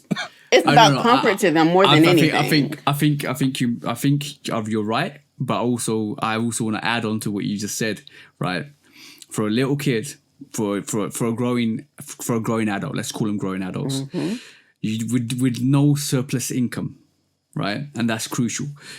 When you have 20 pairs that that are expensive, they cost £200, and you don't want to go to school and scuff them up, what are you gonna wear? Crocs. They're comfortable. And let's just address that comfortability for a fact, right? Because the brands are listening. New Balance. Why do you think New Balance are doing New Balance numbers? Because they're comfortable. Why do you think the Jordan 4 got retooled? Because it's more comfortable. The brands know. The brands know already. Like, they're making sneakers more comfortable for us. The Zoom Comfort Jordan 1 is the reason why. No. You said for us. For us. For the younger generation, because we getting older, not so much. Because we getting older, but we want to keep wearing the same shoes that we was wearing 30 and 40 years ago. So they better make it more comfortable for my 40-year-old feet. Because let's talk about it. Like you said, with the New Balances, here's the thing, and I got to take it just to what I know. The people I work with, one guy specifically that I work with very closely, he and I both rock Blazers. Yeah, okay. He has the New Balances. He's the one in all the shoes that are comfortable. Yeah. And he's getting them. And this dude is 52 right now. Yeah. 52. So, yeah, they're listening. But he's right. They're listening for us. As far as this younger generation, they're gone. They want anything. And they don't care about the money because we're the ones spending it, not them. I'm gonna call Cap on comfort. I don't want to hear comfort from these. That's a buzzword for these kids. Yeah. Crocs are lazy. I agree. That's what they are. They lazy. I was good. You too lazy to tie your shoes, and you too lazy to go in sport mode. You too lazy to go in sport mode. Don't give me comfort. You ain't even in sport mode. But you got the Soleil Crocs on. They got the elastic band on the back. Easy access sport mode. And it look like it's more secure locked in. And you ain't even going sport mode in the Soleils, bro. You lazy. Listen, I ain't talking to y'all that's wearing Crocs for fashion. Because some of y'all actually wearing Crocs for fashion. And the Soleils, if they ain't the Soleil Crocs, you not wearing them for fashion. Okay? You lazy. You ain't even in sport mode. I got gibbets on my Crocs too, but my Crocs stay in the house. I mean, here's the thing, and to go with the Crocs, and I know, I don't know how y'all feel about this, but I feel like another lazy shoe was the Yeezys. That was a real lazy shoe. The worst. Listen to the woman when she telling the truth. That's it. It's a lazy shoe. Yo, that's really what started it. For me, your Kanye is always innovating. That's all I'm gonna say. Kanye's always setting the trends. But I'm gonna say one thing about slides. I'm definitely gonna say one thing about slides. I got Yeezy slides, very comfortable. They don't go outside. They're an indoor shoe, not an outdoor shoe. And Crocs. And now you listen to the man when he telling the truth. Yup. But the worst thing I've ever seen, and this is recent, this year, like last year, and a couple of years past that as well. The worst thing I've ever seen is sale slides that look like they're almost black with white socks which look like they've not been washed in like a year, walking around, and I'm thinking, that's the trend in the flex. Nah, it can't be. And if you guys ain't watching Q, I just made Q choke.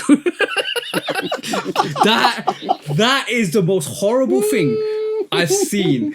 And when you say lazy, that's super lazy. I'm talking. How are you wearing Nike Tech fleece, which is expensive? Mm-hmm. All the gear. I'm talking about you got a side bag with Louis Vuitton side bag, all of that stuff, and then you're rocking some crispy ass slides with some dusty ass socks. What flex are you doing? Bro, cross contamination. Yeah, you're talking Nike Tech with Yeezys. Cross contamination. That's horrendous, bro. Man, I can't. You know how sneakers look from the feet up and up. I can't do that. I have to look from the top down because I have to cut myself off from looking at those slides because they look ugly. Like, who's wearing? If any of you guys are wearing like really horrible looking socks, like I'm talking about socks that have been washed for a year with slides that you can easily wipe clean, but you don't want to wipe them clean, but they look like they're supposed to be white, but they're black. Nah, don't. That's not style. That's you being an absolute dumbass. I'm just saying. I agree. Oh That's man. dumbass behavior. Yeah, dumbass behavior. That might be the one for today, bro. Oh boy. Oh man, I love it, boy. I love Yeah, it. but like going back to the whole thing, like I'm saying, like it's laziness. It's probably also the fact that it's easy to wear slip-ons. Basically, slides are just easy. Like that contributes to the laziness. The price also attributes to that, and the trend absolutely attributes to that. There's all those factors that make that sneaker, that Crocs or the slides, we had the trend with the slides anyway because everybody was rocking slides. Everybody, and you know what? Everybody was rocking 350s when they were fashionable because it's an easy sneaker. It's sitting there. You don't need to tie laces. Bang, in, out. That's it. They were never fashionable though. That's the difference, bro. They were trendy. Yeah, they're trendy. They're trendy. See. It's language, dog. It's language that angers me. You know what I'm saying? That's why me and you argue because you'll say something, you'll generalize something, and then I take it as your opinion when you be speculating sometimes. You know what I'm saying? And because you make it sound so general, I'm like, hold on, bro. Is this what you believe? You know what I'm saying? And so that's when people moving the way they move out here is words and action. You know what I'm saying? When you see somebody walking around here and they bruh,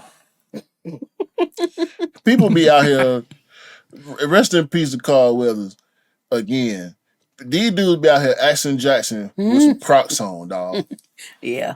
You know what I'm saying? Like they really finna go jump off a building. You know what I'm saying? And they standing on business and all this and that, bro. You can't be tough with foam shoes on, dog. Stop. Bro. You ain't even got real. Man, if it went down for real and you had to go, you're gonna get caught. What are you running from? Right. What you running from, the people that try to snatch you or the people that try to snatch you? That's my point. That's my point. That's literally the point that I've made to ours was you have shoes for a reason. Because if you out here, you gonna get got. But that's how we thought about it in our day. Like, have your shit together because you never know when you gotta go. Mm-hmm. Y'all ain't got it. Y'all just out here. But you know what? That's the culture too. Because these are the same people out here in the phone walking, not paying attention to. So it's multiple things to how they're living and what they're doing. They gonna get got in them shoes. It is what it is. That's not. Don't get got in your Crocs. Please don't. Yeah, don't get got in your. Yeah, don't get got in your Crocs. No, like it's fashion, and I'm pretty sure in the next 5 years there'll be something different that comes along and be like everybody's jumping on that. Yeah, and it's not fashionable, dog. Like ain't nobody hitting the runway in Crocs, bro. Outside the Soleils. Oh. Like the Soleils are fashionable. Like I get it. The Soleils are good ugly. You know what I'm saying? They took the trend and they put some fashion to it. You know what I mean? Let's not even talk about fashionable sneakers. But that's not the same.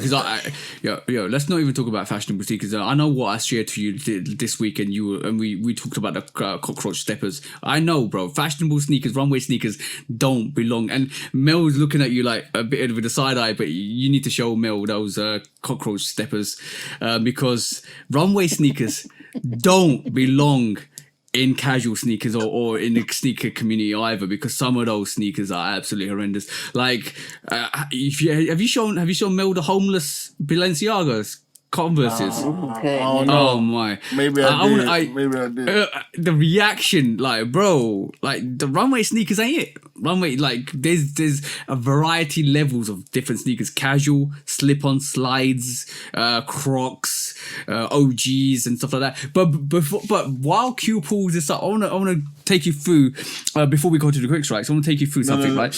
No, hold on. We might not even need no quick strikes, do we, bro? Like, we been partying for a whole hour and a half for real. True. We might save those quick strikes for next week, or the week off, or this. But 850. Hold on. This ain't the one. I'm talking about the one with a big hole missing on the side of it. Yeah, they got. Why? It's a pair. They got a pair that's so beat it look like it comes straight out the trash can for real. Like. Okay. So here's the thing. Okay. I'm trying to be politically correct when I say this. So I Do it to have, yourself. once again, Do it to yourself. I've had some people that I work with, It's this one. of different races. This is an actual. They're younger people Q, I can't see it on the screen. between the age of 20 and 25. Mhm. And they have shown me some shoes that are very distressed and ugly. And I've asked, like, why would you spend money on shoes that are already dirty? That's like $1,000 shoe. And they're just like, oh no, they're so cool. Like, we want the shoes that are already beat up. Why?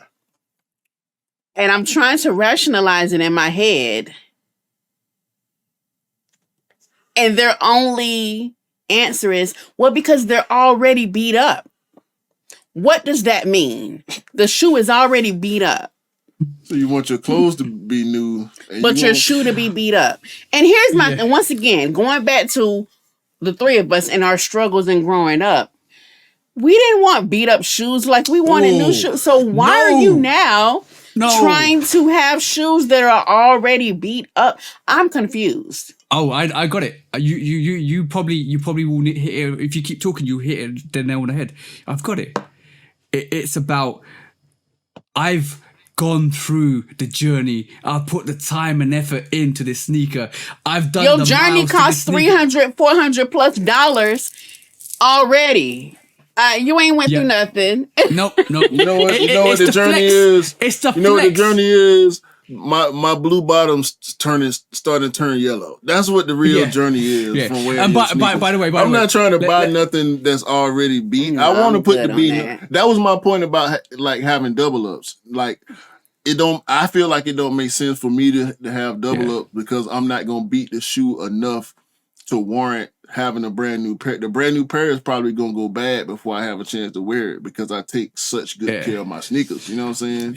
Yeah. Like, if you're not beating them, why have a bunch of pairs? You gotta, if you got them, rock them. Well, let me just pause this because I wanna introduce our new service. Hold on.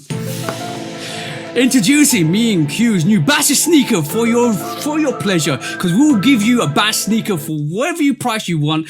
Bring us your Converse, bring us your like Jordan 1s, Jordan 4s. We'll run it through the trash can and give it back to you and charge you £500 for it. So bring us your Bash stuff, bring us your new sneakers, and we'll bash them up for you, and we'll save you that money from that Balenciaga hype. Let's go, let's do this. Q, business sorted. Hey, make sure they size 11 or 11 and a half. I'll do 11 and a half if I have to. Yeah. You know what I'm saying? I wear them to work. Yeah. Right. That's our new company. Bro, that's our new company name, Bash Your Sneaker. We charge £500 to bash your sneaker. Cheaper than what the actual high-end brands sell it for you. Horrible. That's all I'm saying. We'll bash your sneaker a day. By the way, we're not Foot Locker employees either. Alright, cool. man.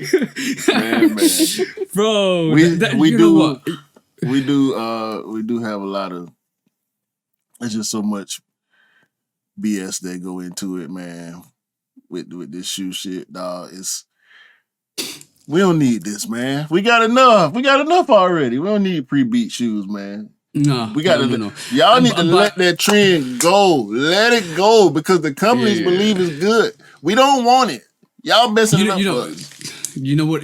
There's levels to this, right? And by the way, I'm expecting us to do a reel on Bash a Sneaker. That's the reel's coming soon. Watch this, guys. Yeah. By the way, there's levels to this, right? There's new unds sneakers, right? There's aged out sneakers. There's vintage looking sneakers, which goes a bit beyond the aged out. And that's cool. Yeah, that's cool. Vintage. That's cool. That's where you need to stop. As soon as you start taking holes out of a sneaker and making it fashionable for the runway and charging £1,000 for it, and this is why I say, look, buy your sneaker £200, send it to us, we'll bash it up for you, charge you another £500. That's $750. You save money from paying $1,000, whatever it is for. Yeah, we'll do it for you. If you want your sneaker to be aged out, I'll throw it into a mud pile and do it for you. Mm-hmm. If you're gonna pay me £500 for it. You know what? All day long. You know what this is, right? What's that, bro? This is extreme culture vulturism. When you try too hard to be like Virgil. Remember what Virgil did with the Jordan 2 Low? Yeah. With the crack. So that was a homage to that sneaker. These people at these brands that's coming up with this literal garbage. You know what I'm saying? Like for sure, you buying a shoe that's already should be in the trash can. Like y'all do it too much. But what Virgil did with that pre-distress on them tools ain't got nothing to do with this foolishness y'all got going on. You know what? I'm gonna got a bit even bigger, better venture for you guys. Right? Give me your $1,000 or whatever you want to pay for that sneaker. I'll go around London and I'll buy a brand new sneaker for the homeless. And I'll give you that homeless sneaker that's already bashed up. You pay that money. You know what? As a matter of fact, you're doing a service to somebody else because you're providing them with a very good sneaker that they could wear and they could live in for the next year or two, whatever it is. But you get the beat up sneaker you want. You want to go down that way? Let's go down that way. Trust me. Yep. That really is taking a biscuit, and I could use harder words for these luxury brands because you are really taking the mick, especially with these sneakers, because some of the people that actually can't afford sneakers, that can't really struggle to get stuff, that are actually living in sneakers that look like that, you're taking a piss. You're taking a piss. Simple. Yeah, I can't respect that. Let's see if you want to high fashion brands. Let's see one of these high fashion brands take that idea. Exactly, and you know what, right? This came to me, us on this podcast in an instant. I gave you the brands the idea if they want it, right? Because simple, you could really help people out here, but no, you want to make a trash sneaker. You want to get a perfectly brand spanking looking sneaker and trash it up. Raw, you could have given that to you could have given that to somebody that actually really needed it. Yep. I need to get this off my screen. I'm still looking at it. Bro, in the space of 20 minutes, we came up with 2 ideas. Bash your sneaker and sneakers to the homeless. That's dope. Yep. Swap it out, man. Swap it out. Yeah, sneaker swaps. You know what? We heard of sneaker swaps. Let's do a sneaker swaps for the people that actually really want it. You know what? You bring a brand new sneaker. We give them a brand new sneaker. You take the bash sneaker. You really want a bash sneaker for £1,000? Do it. Help the homeless. For real. What's the difference? Right. And yeah, exactly. What's the difference? Tell me what's the difference between what you pulled up to what somebody actually is struggling wearing. That's too much. That's crazy, isn't it? Crazy when you think about it. Yeah. But anything else? Oh yeah. We was gonna do this, weren't we? It's about time. I've been waiting for the longest for you to press that. No. We saved 2 of the best things to the end because we're not doing any quick strikes today because we've decided, right? Right. Loose shoes are dumb. Do you know the premises of this, Mel? No. Okay. Loose shoes are dumb is like we through the conversations we had, we're gonna loose shoes are dumb means you lose a sneaker. That means you lose it for yourself, but you give it to everybody else. You choose a sneaker, which means everybody gets it, including yourself. And you dump a sneaker, which means it no longer exists in history. So what we normally do with a guest is say loose shoes dump, OG, GR, or collaboration. OG sneaker means, like, let's just, for example, like a sneaker Michael Jordan wore, OG sneaker, right? That he played in.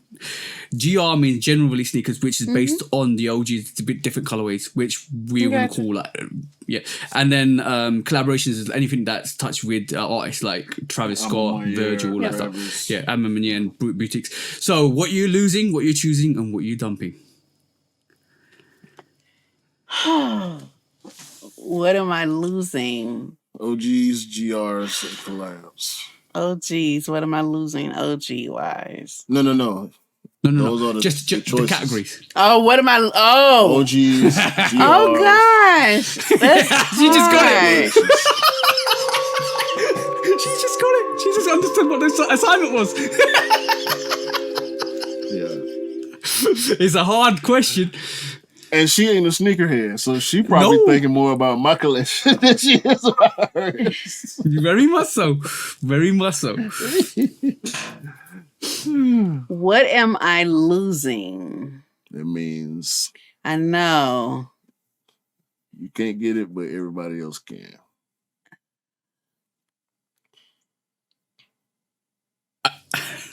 Darn, this is hard.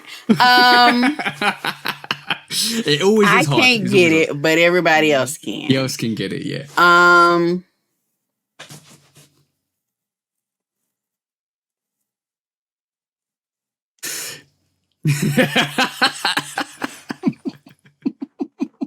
You know what? This is hard. Wait. I know this is hard. Let me tell you why it's hard. It's hard because I'm going through, like, I'm not even going through his collection. I'm going through, like, things that I would want to wear or want, like, just in general. See, y'all should have gave me just, like, 3 sneakers to go through. Okay, never mind. What am I losing that everybody else can have? Everybody else can have the OGs. It's fine. Okay, so you don't want the OG, so you lose that, yeah? Yeah, everybody else can have them. I mean, because you know what? If I was meant to have them, I would have had them. Oh, okay, but cool. If everybody else can enjoy, that's cool. Yeah. So you lose OGs, which is fine. Yeah. What you choosing for yourself? What are you dumping? Let's just look, because automatically you choose the other one. Like, what are you dumping? What you really want to dump between like collaborations and GRs? I'm gonna dump collabs. Yeah, because you have GRs. All collabs, and all collabs aren't good collabs. Oh, that's true. And your collection always starts with GRs initially. Yeah. Yeah, that's a good shot. Speaking of collabs, I did want to mention earlier. You remember the Nina Chanel 2s? Yeah. That because that was a sizing thing.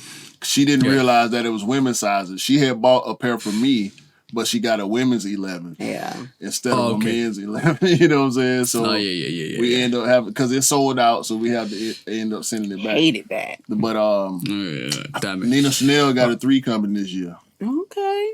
I was hoping that it would drop during Women's History Month when I first heard about it, but apparently it's coming a little later on this year. But I do want to shout out Nina Chanel. I'm glad she got another collection coming because we know she gonna do at least one colorway. Excellent. Last time she got a high and a low, but it's different with the 3s. So hopefully she'll get 2 colorways this time too, and a whole wardrobe collection too. And I just want to remind people again and again and again that you need to keep listening to us. If you know somebody that ain't listening to us, send it to them, because basically you need to keep listening to us because we talked about this whole 3 agenda and we had a discussion, we had a disagreement, all of that stuff, right? Early last year, because I realized there was loads of frees coming, like loads of regular GR frees coming, and then we had a discussion that it's good that frees are coming back, and then that was like early last year. Now, right this moment in time, the amount of collaboration frees, the amount of OG frees we're getting, that's crazy. And you know what the next thing, like everybody, like I said, and we said, everybody is now going to talk about the 3 being the silhouette that the brands are pushing, right? And we talked about how it was a secret push back then, like a year ago, and now we're seeing that fruition to what we. So, bro, like, and to your beautiful missus, we are on like point most of the time. So you guys need to pay attention, because some of the stuff we say now in 6 months or a year is coming true. That's all I'm saying. I'm not trying to big us up. I'm just saying the proof is in the pudding. But I'm sorry. I got something to say on that. So, was it a couple of weeks ago I saw the reel or whatever on the Travis Scott shoe or whatever? Mm-hmm. They are on point, guys. They're on point.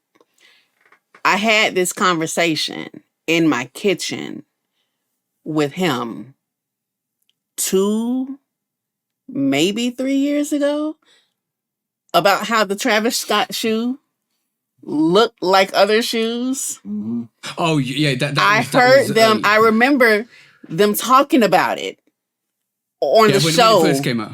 Yeah, when it first showed, everybody else was late. Everybody else was late. Shoe Dog Podcast was not. Sorry. Yo, I think the episode we're talking about is copy, paste, repeat, or rinse and repeat, or whatever it was, because we talked about how the Travis Scott cut the chick or Jumpman Jack sneaker is a imitation or replica of what Kanye did, because he took a lot of different silhouettes from Nike and brought it into that Easy 1 and 2. And that's the same thing they're doing. And like 6 months to a year later, people talking the same thing we're talking. Like I'm not saying we're the best, or we just on point. We're on. Stop, man. We don't know what you're talking about. We don't know nothing. We don't know nothing. I know nothing. Next up, I wanted to do this. Lose, choose, or dump, because you didn't say 3 silhouettes, so we're going to give you 3 silhouettes, right? Or we're going to give you 3 sneakers. So are you choosing lose, choose, or dump? Same premises. The Blazer, the Pandas, or the all black Dunks. 3 of your favorite sneakers. Lose, choose, or dump. Damn it, man. Shit. Again. I am going to lose the all black. I knew it. Oh, okay. So you're giving it to everybody. You're giving it to everybody else, yeah? Give it to everybody else. I bought her that shoe so she would stop wearing the Panda so much.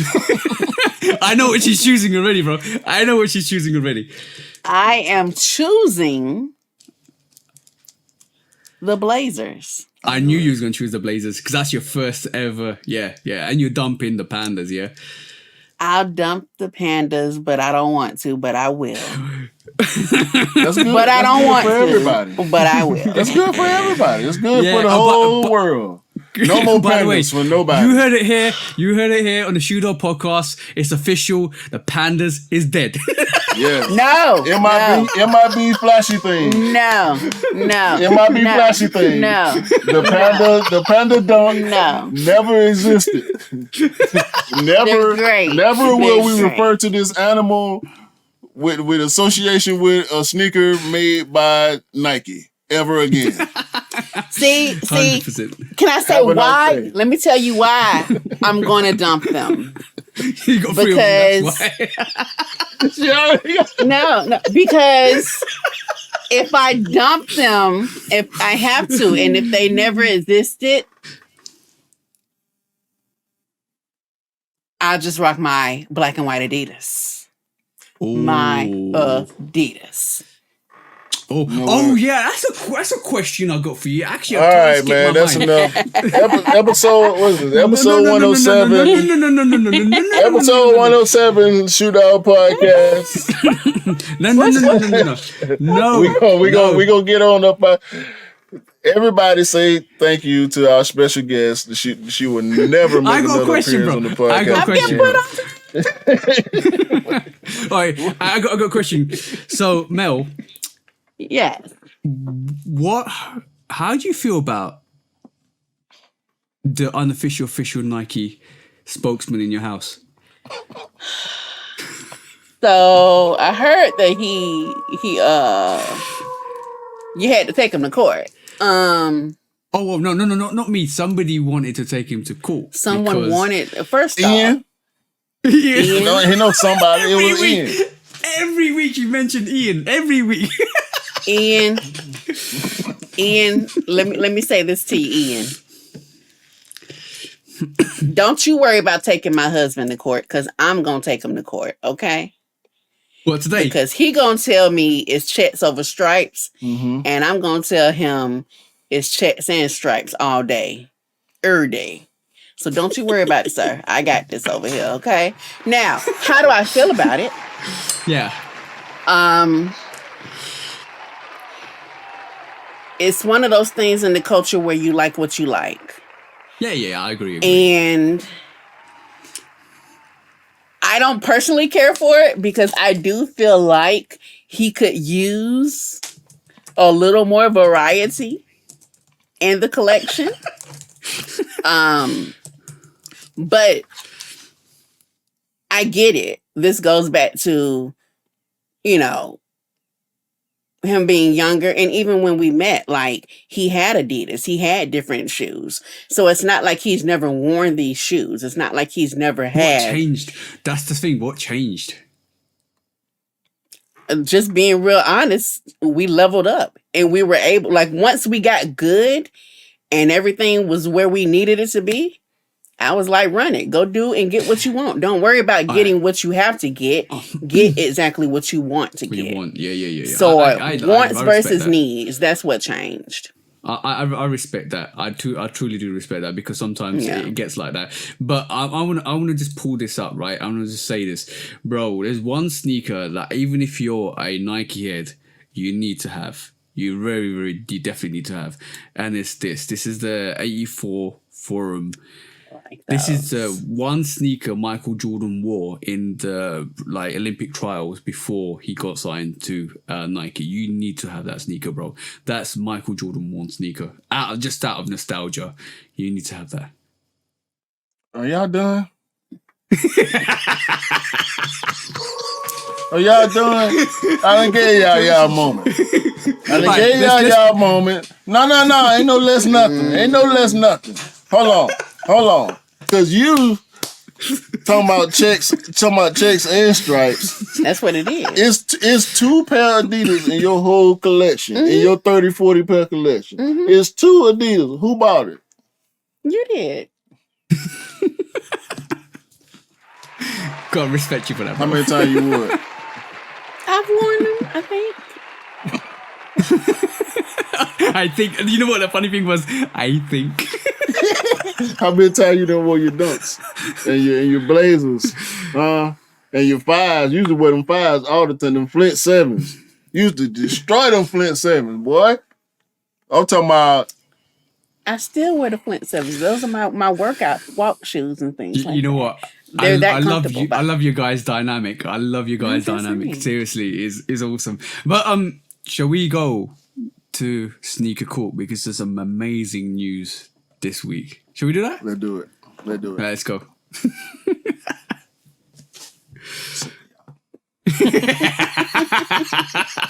He's on the. When resale is too high. Damn resellers. Order.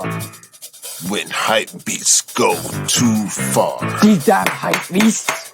Order in the court. Order. The back door opens. Guilty. It's time for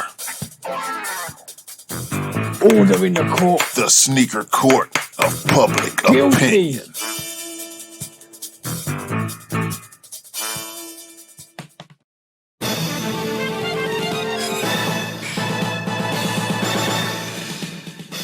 Guilty! Welcome back to Sneaker Court Public Opinion with me, Judge Public Opinion and Executioner, with special bailiff Mel.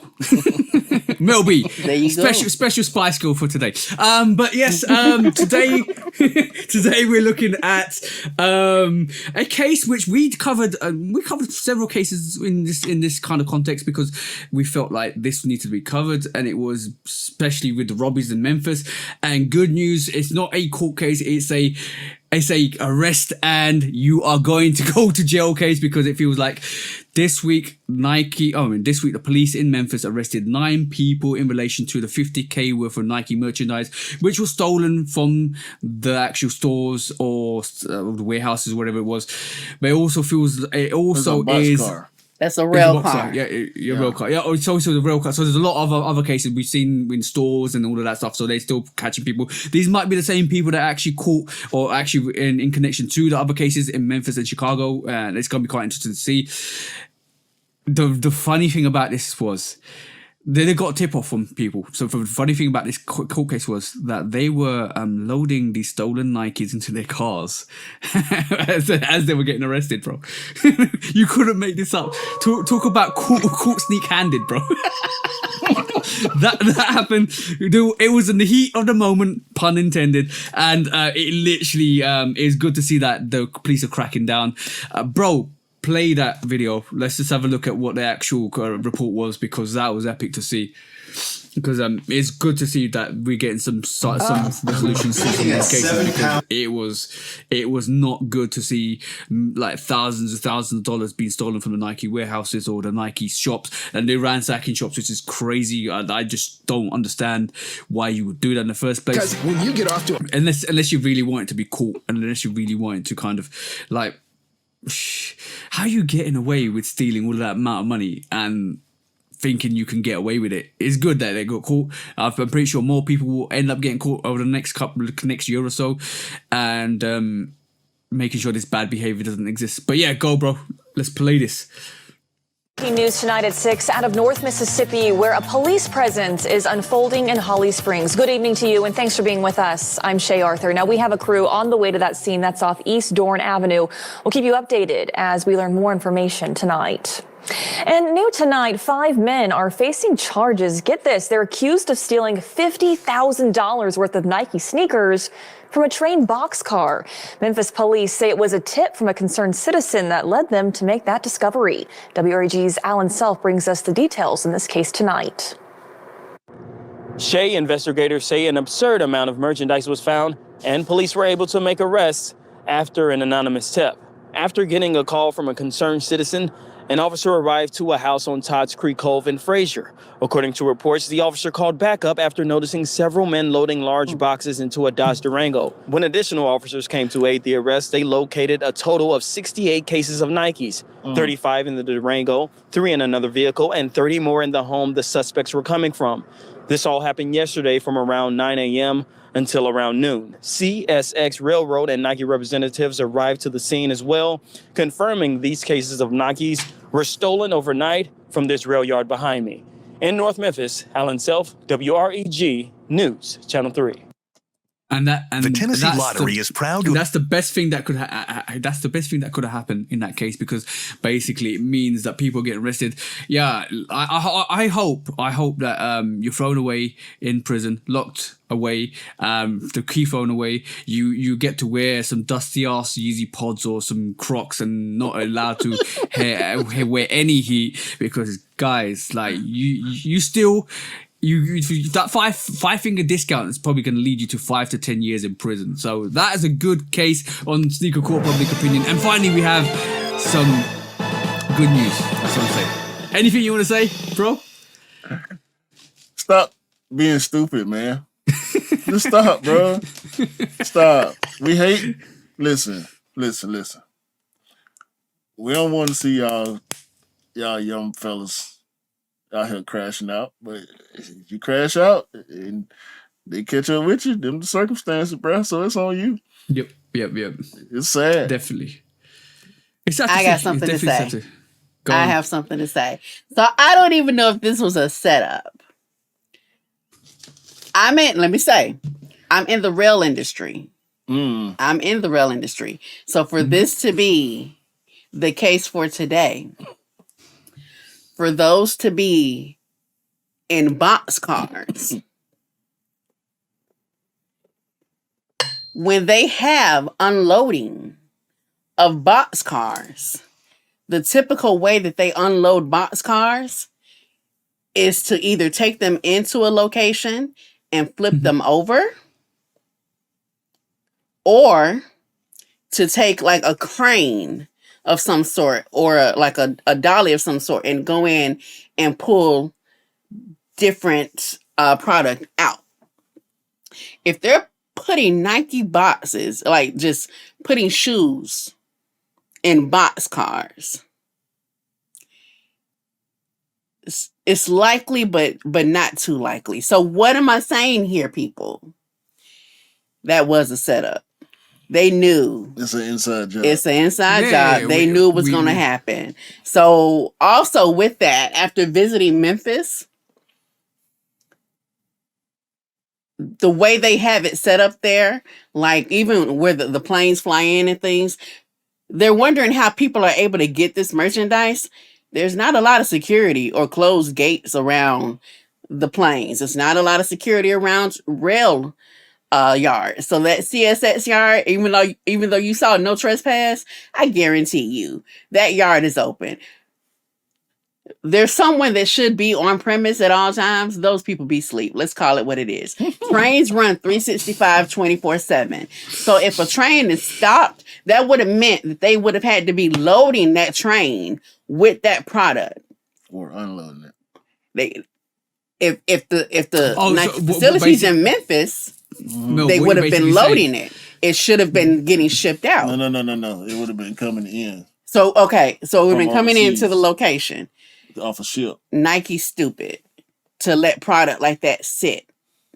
You have the ability. We said that a long time ago when the first, remember with the 4s and the 11s You and have all the the ability stuff came out to early. unload your product whenever. You know And where it it's started. just sitting on the yard. Yeah. And you think them local people, them people live there. They know what's going on. They know how they can get in and out of those yards. They know what gates are open. In the U.S. right now, go to any rail yard right now. Railroad tracks aren't locked up. So how do you think the rail cars are going to be locked up? Nike's stupid. We said this originally because it was an inside job, because basically what we said was you need to know the time, location, where the actual assets are, how to get to the location. It was definitely an inside job, and it's been found out that hopefully this is the case. I think it all started when not boxcars, but storehouses were getting raided in Memphis because sneakers were sitting there for a little while, and that happened. Then it went to, like, we saw the warehouse get robbed because obviously a car pulled up and all of these guys started getting, the staff were having a fight. Then we saw in Chicago and Memphis that the people, like just regular people were going in to store raiding, like youth people just going into store raiding. It's anything that happens in the railroads and in the warehouses is more likely to be a setup. Like, there's a whole tracking system. Those rail cars have marks and numbers on them that are tracked through a system 24/7, 365. It's called a stick code. Every rail car with that stick code, you know what's in that rail car. You know what's traveling. So you mean to tell me that it waited till it stopped in Memphis? It didn't stop nowhere else along the lines and where that product got took at? Come on now. Come on. Play with somebody else. Don't play with your mama. And that was, by the way, if it was me, I would have put some clown shoes stored away. So when you robbed the place, it would just got clown shoes rather than Nikes. That would be quite funny, because the news report would have been clown shoes have been stolen from the Nike warehouse, and it would have been too funny. But yes, that was a court case for today. And yeah, guys, don't do foolish things. Mean you get foolish for presents. So that's the way it is. So don't do foolish stuff. And that was a court case for the day. They already did it. Don't be an idiot. That's it. When resale is too high. Damn resellers. Order. When hype beats go too far. These damn hype beasts. Order in the court. Order. The back door opens. Guilty. It's time for Order in the court. the sneaker court of public Guilty. opinion.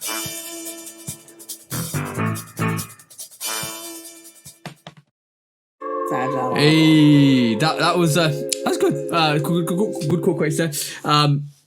Good episode. That was really good to have Mel be the Spice Girl on to the podcast. You're gonna keep saying that too. Bring a little spice keep to saying it. She definitely brought some spice, a whole lot of seasoning on this episode right here, bro. Exactly that, bro. And this is why it's so magical. And let's close the show, bro. Yeah, man. We appreciate everybody. We appreciate especially all the sisters in the community, all the wives and girlfriends in the community, all the sneaker moms in the community. We all gonna the enablers. all the enablers, all the grandmas that give their grandsons that little stipend, you know what I mean? To get that pair, all the aunties that's looking down for the nephews and the nieces out there, keeping us clean throughout our lives. And we grow into full-blown problems for our spouses. Definitely. Shout out to my wife for joining us. Shout out to your missus. Shout out to you as usual. Episode 107 Shootout Podcast, man. Y'all have a great day. Great week. Well, I'm sorry. One more thing to say during this first Women's Month. Congratulations to our niece, Taylor B. Yeah. For getting into Georgia Tech. My niece Taylor. Institute. Shout out. Let's go, Taylor. Let's go. Sure. Beautiful. Man. Congratulations, Taylor. Congratulations, Kiki. Episode 107. Have a great day, great week, great month. Continue to have a great year. And remember to rock what you like. Buy what you like. Don't believe the hype because the hype ain't real. And sneakers don't make you cool. Because you make the sneakers cool. Yeah, you talking about. 100%. We out here, y'all. Peace out, guys. TJ lights don't went out. Yeah, I know. It was time. My lights was like, yeah, cut.